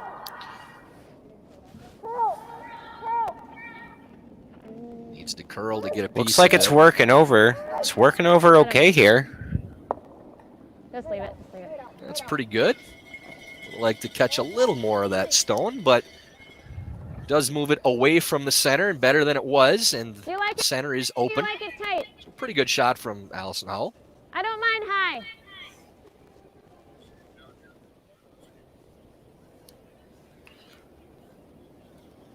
Another guard attempt here from Tara Peterson. Would like this one to stay on that center line if possible. Whoa, whoa, whoa. I imagine if it wasn't, we will see Team Bear elect to play another Come on.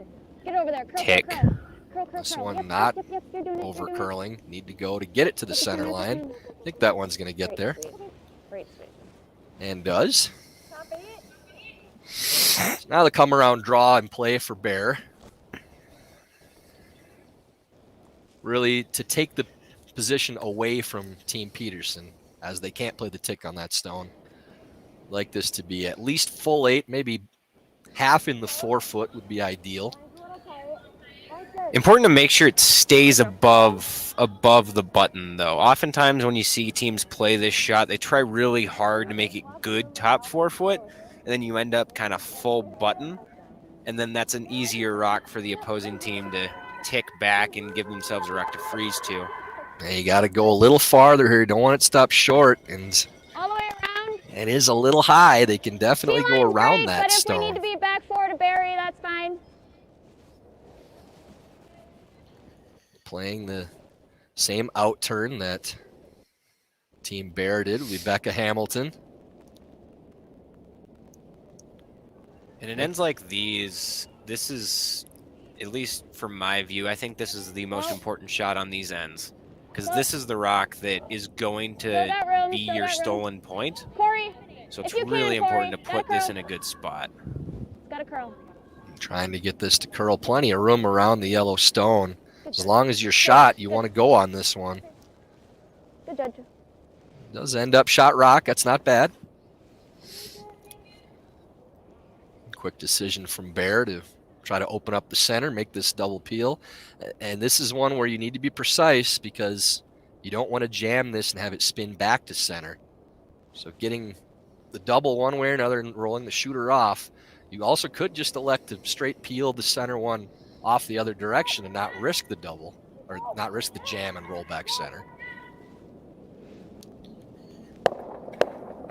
Gets it over the top. That's a great shot. And kind of opens up that draw path now just in case for later in the end for Team Yeah, Bear. I like 2.5. So very well executed by Elizabeth Cousins. A very important shot there. Yes, super important to make sure that you give yourself that draw path and that you open up the 4 foot so that you have an ability to hit anything that Peterson can throw in the rings. Got a curl. This guard really looks like it's running Yeah, go on him ahead, here. It's got to move a lot. Yep. Go, go, go. Yep, yep, yep. Both of you, yep, yep, yep, yep, yep, yep, yep. More. Trying to work to finish this rock back to the center line. Not a bad spot. A little more curl would have been good, but it'll just be a straight peel from Cousins again anyways. That one had a little bit of an adventure out of the hack. It's like watching me try to throw peels. And we call that artistry, kind of. There's machines and there's artists. The machines are the guys that the delivery looks exactly the same every time. The artists just figure out a way to make the shot no matter what. Anybody that's ever seen me throw doesn't have any question which of those I am.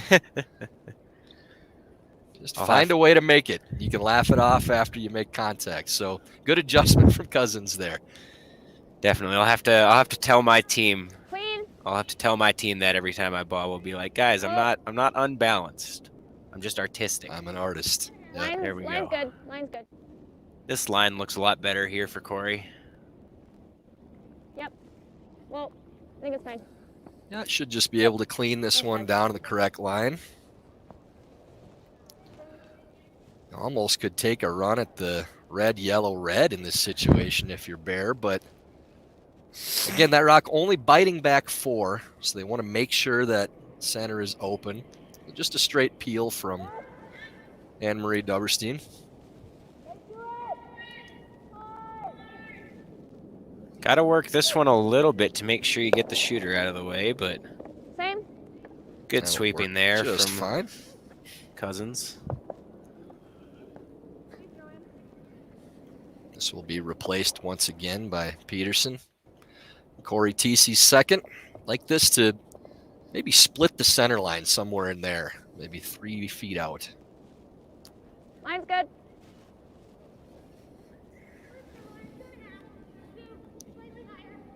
Okay, This yep, then. extra end, good time for another sip of Dr. Pepper Zero Sugar. Yep, finish it now. Crow. You always have to figure that when you have the 3-game days in the booth that one of them's going extra end at least. Okay, good. So we got that out of the way right away. Good job, Cor. Yeah. I can't imagine Team Bear doing anything other than peeling this, as we see Maddie set up for the peel. I think if they were going to make a move outside of just a straight peel, we would have seen it on the last throw when they had a pretty good look at that red, yellow, red. I think if we come top 4 or something, she just has a short little run double.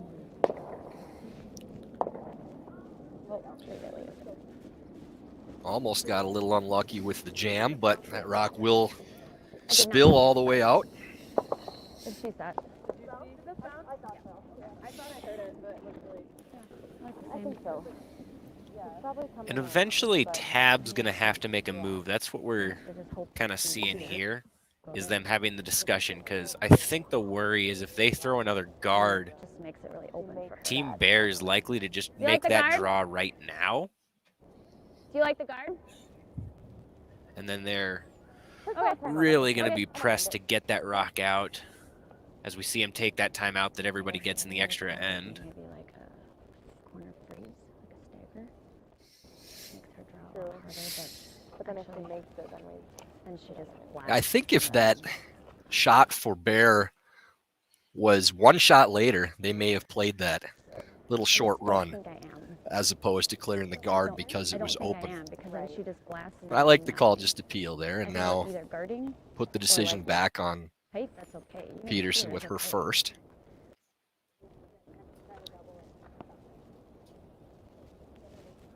We were too. That was our initial.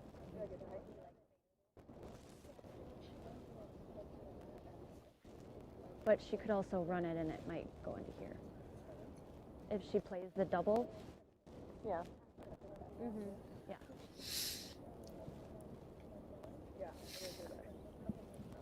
Right, but I think I that's think what the we're- guard is still we're probably hoping the that play it's here. here and then- But if she makes it You up, want to it's guard up the perfect. back of your stone too, but What do I have? What do I you have? can't figure that But the double might jam. that rock is your game winner yet. You like to protect it, but I think Team Right. Bear might actually move their own stone if you don't cover it now, and there isn't a good spot to come into the house at this point, so Yeah, that is the hard part.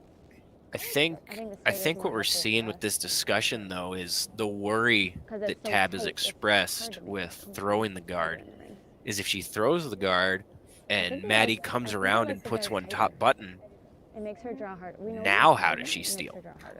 I think you're willing to let them do that. I think Yeah, and if it's if she wants it's to biting, play I think that's to that come around draw now, you have to let them.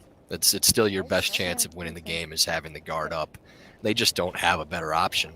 So your ideal situation is if you play this guard and Bear yeah, makes the totally peel, fine. play the out turn to biting top 4, cornered behind that yellow. So there's no short run to get shot. Now you make them go out wide to play the draw.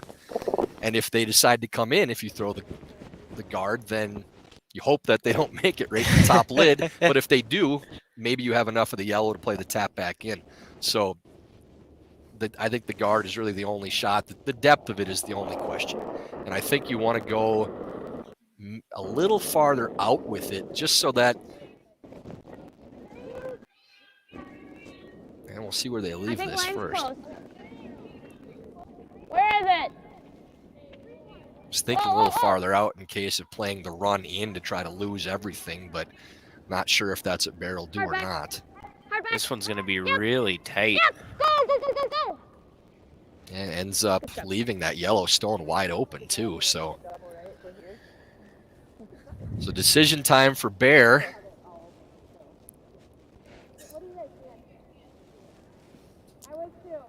They do still have the timeout in the extra end, and I would not be shocked to see him use it here if they elected to. Now the tap is there, the in-turn draw is there, the out-turn draw is there, the peel's there. Almost got too many options, which is not always the best thing as a skip, having a lot of options. I don't mind that out-turn draw right now, just to get to the side of the lid, make Peterson play the double, and even then the shooter probably rolls open and you should have an open draw to the forefoot for the win. Yeah, even if they make the double, you're going to have the exact same out-turn draw. Yeah, I don't know that I want to move this stone, but they are playing the tap. If the tap's well made, you're in a very good position. But there is a chance you could click it, put it underneath that guard not shot, and then tab draws around that one. And if you don't move this far enough, and Peterson's definitely playing that out-turn draw herself. That is the important thing, is you really have to be shot when this rock finishes. This is really curling hard.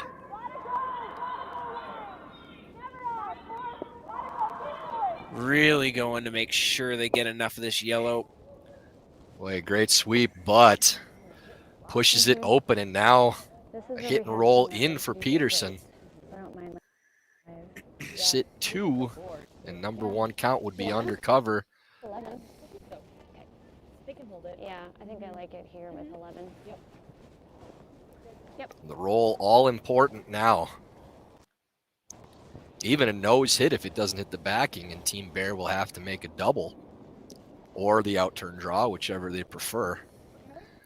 But yeah, this roll could really put pressure on If I Bear nose for the last. and then they nose, is it okay, or do we have to roll? Just curious.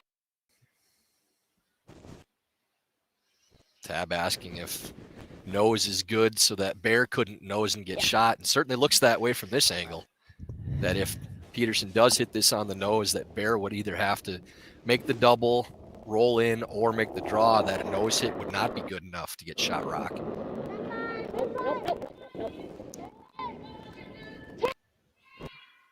Little on the wide side, out of hand. We've seen in this spot that rocks really don't like curling here.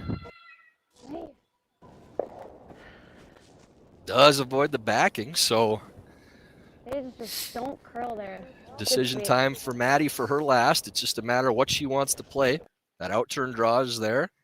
The double is there. The hit and roll would have to be pretty soft in order to get there. Yeah. Doesn't move at all. Timeout to stop the clock, but we don't need the coach. I like that call too. Yeah. Sometimes you don't need that extra voice. You just want the extra time. Yeah, and yeah, it's interesting. If I was Maddie, I don't even know if I'd necessarily want my front end down there with me, because there's 2 shots. There's only 2 shots, and I think they're both good. It's just a matter of what is your skip gonna make. Yeah, there's no right or wrong here. This is just a matter of what Maddie wants to play. She's got plenty of broom, so I don't think she's overthrowing this. If she thought she was going to make the draw, she played the draw. If she likes the double more, she plays the double. Yeah, and I really think she was going to play this double the whole time. She never really put her broom down for the draw. She kind of put it down for this hit right away. So this will be the final stone of this game. Madison Bear with intern double for the win. Squared it. Probably okay. Cleaning halfway down. Looks to be close. Needs to curl a little bit. Might get it over the top here. Oh, it ends up hanging out too much. That did look like a lot of broom right from the start, and I don't think she helped it with that release either. But Team Peterson survives. Gets 2 in the 10th and a steal in the 11th Game, Natty. for the 9-8 victory. Tough loss for Team Bear after a well-played game, and I think for most of the game they were the better team, but doesn't matter at the end. It's whatever the scoreboard says, and a team like Tabitha Peterson's team, you don't step on their necks, you're not going to be able to finish them off. So the veterans pull off the win, and hopefully for Team Bear, they still feel good about how they played. They don't worry too much about the end result. You'd love to get that W, but should be encouraged by the effort, the pressure they put on Team Peterson, and carry that into the rest of the weekend. For Team Peterson on the opposite side, feeling like they weren't at their best, trying to get comfortable with the ice and the conditions, clean up some of those misses, but still managed to get through with the win, and nothing else matters at any point in the tournament, but especially in that first game where you're just trying to find a win no matter what. So we do have the final at 9-8. Looking at other scores from tonight's draws. See, we have Team Anderson took 1 in the 10th end for the win over Team Workin. A back and forth game. Team Rhyme was the same over Team McMakin for the 7-6 win. And Team Strauss continuing momentum from the World University Games bronze medal finish they had with a strong showing in a 7-4 finish there. And for Tyler George and Connor Kaufman, this morning's initial draw for the 2023 USA Women's National Championships. Thanks for watching. We'll see you again this afternoon with the next feature game.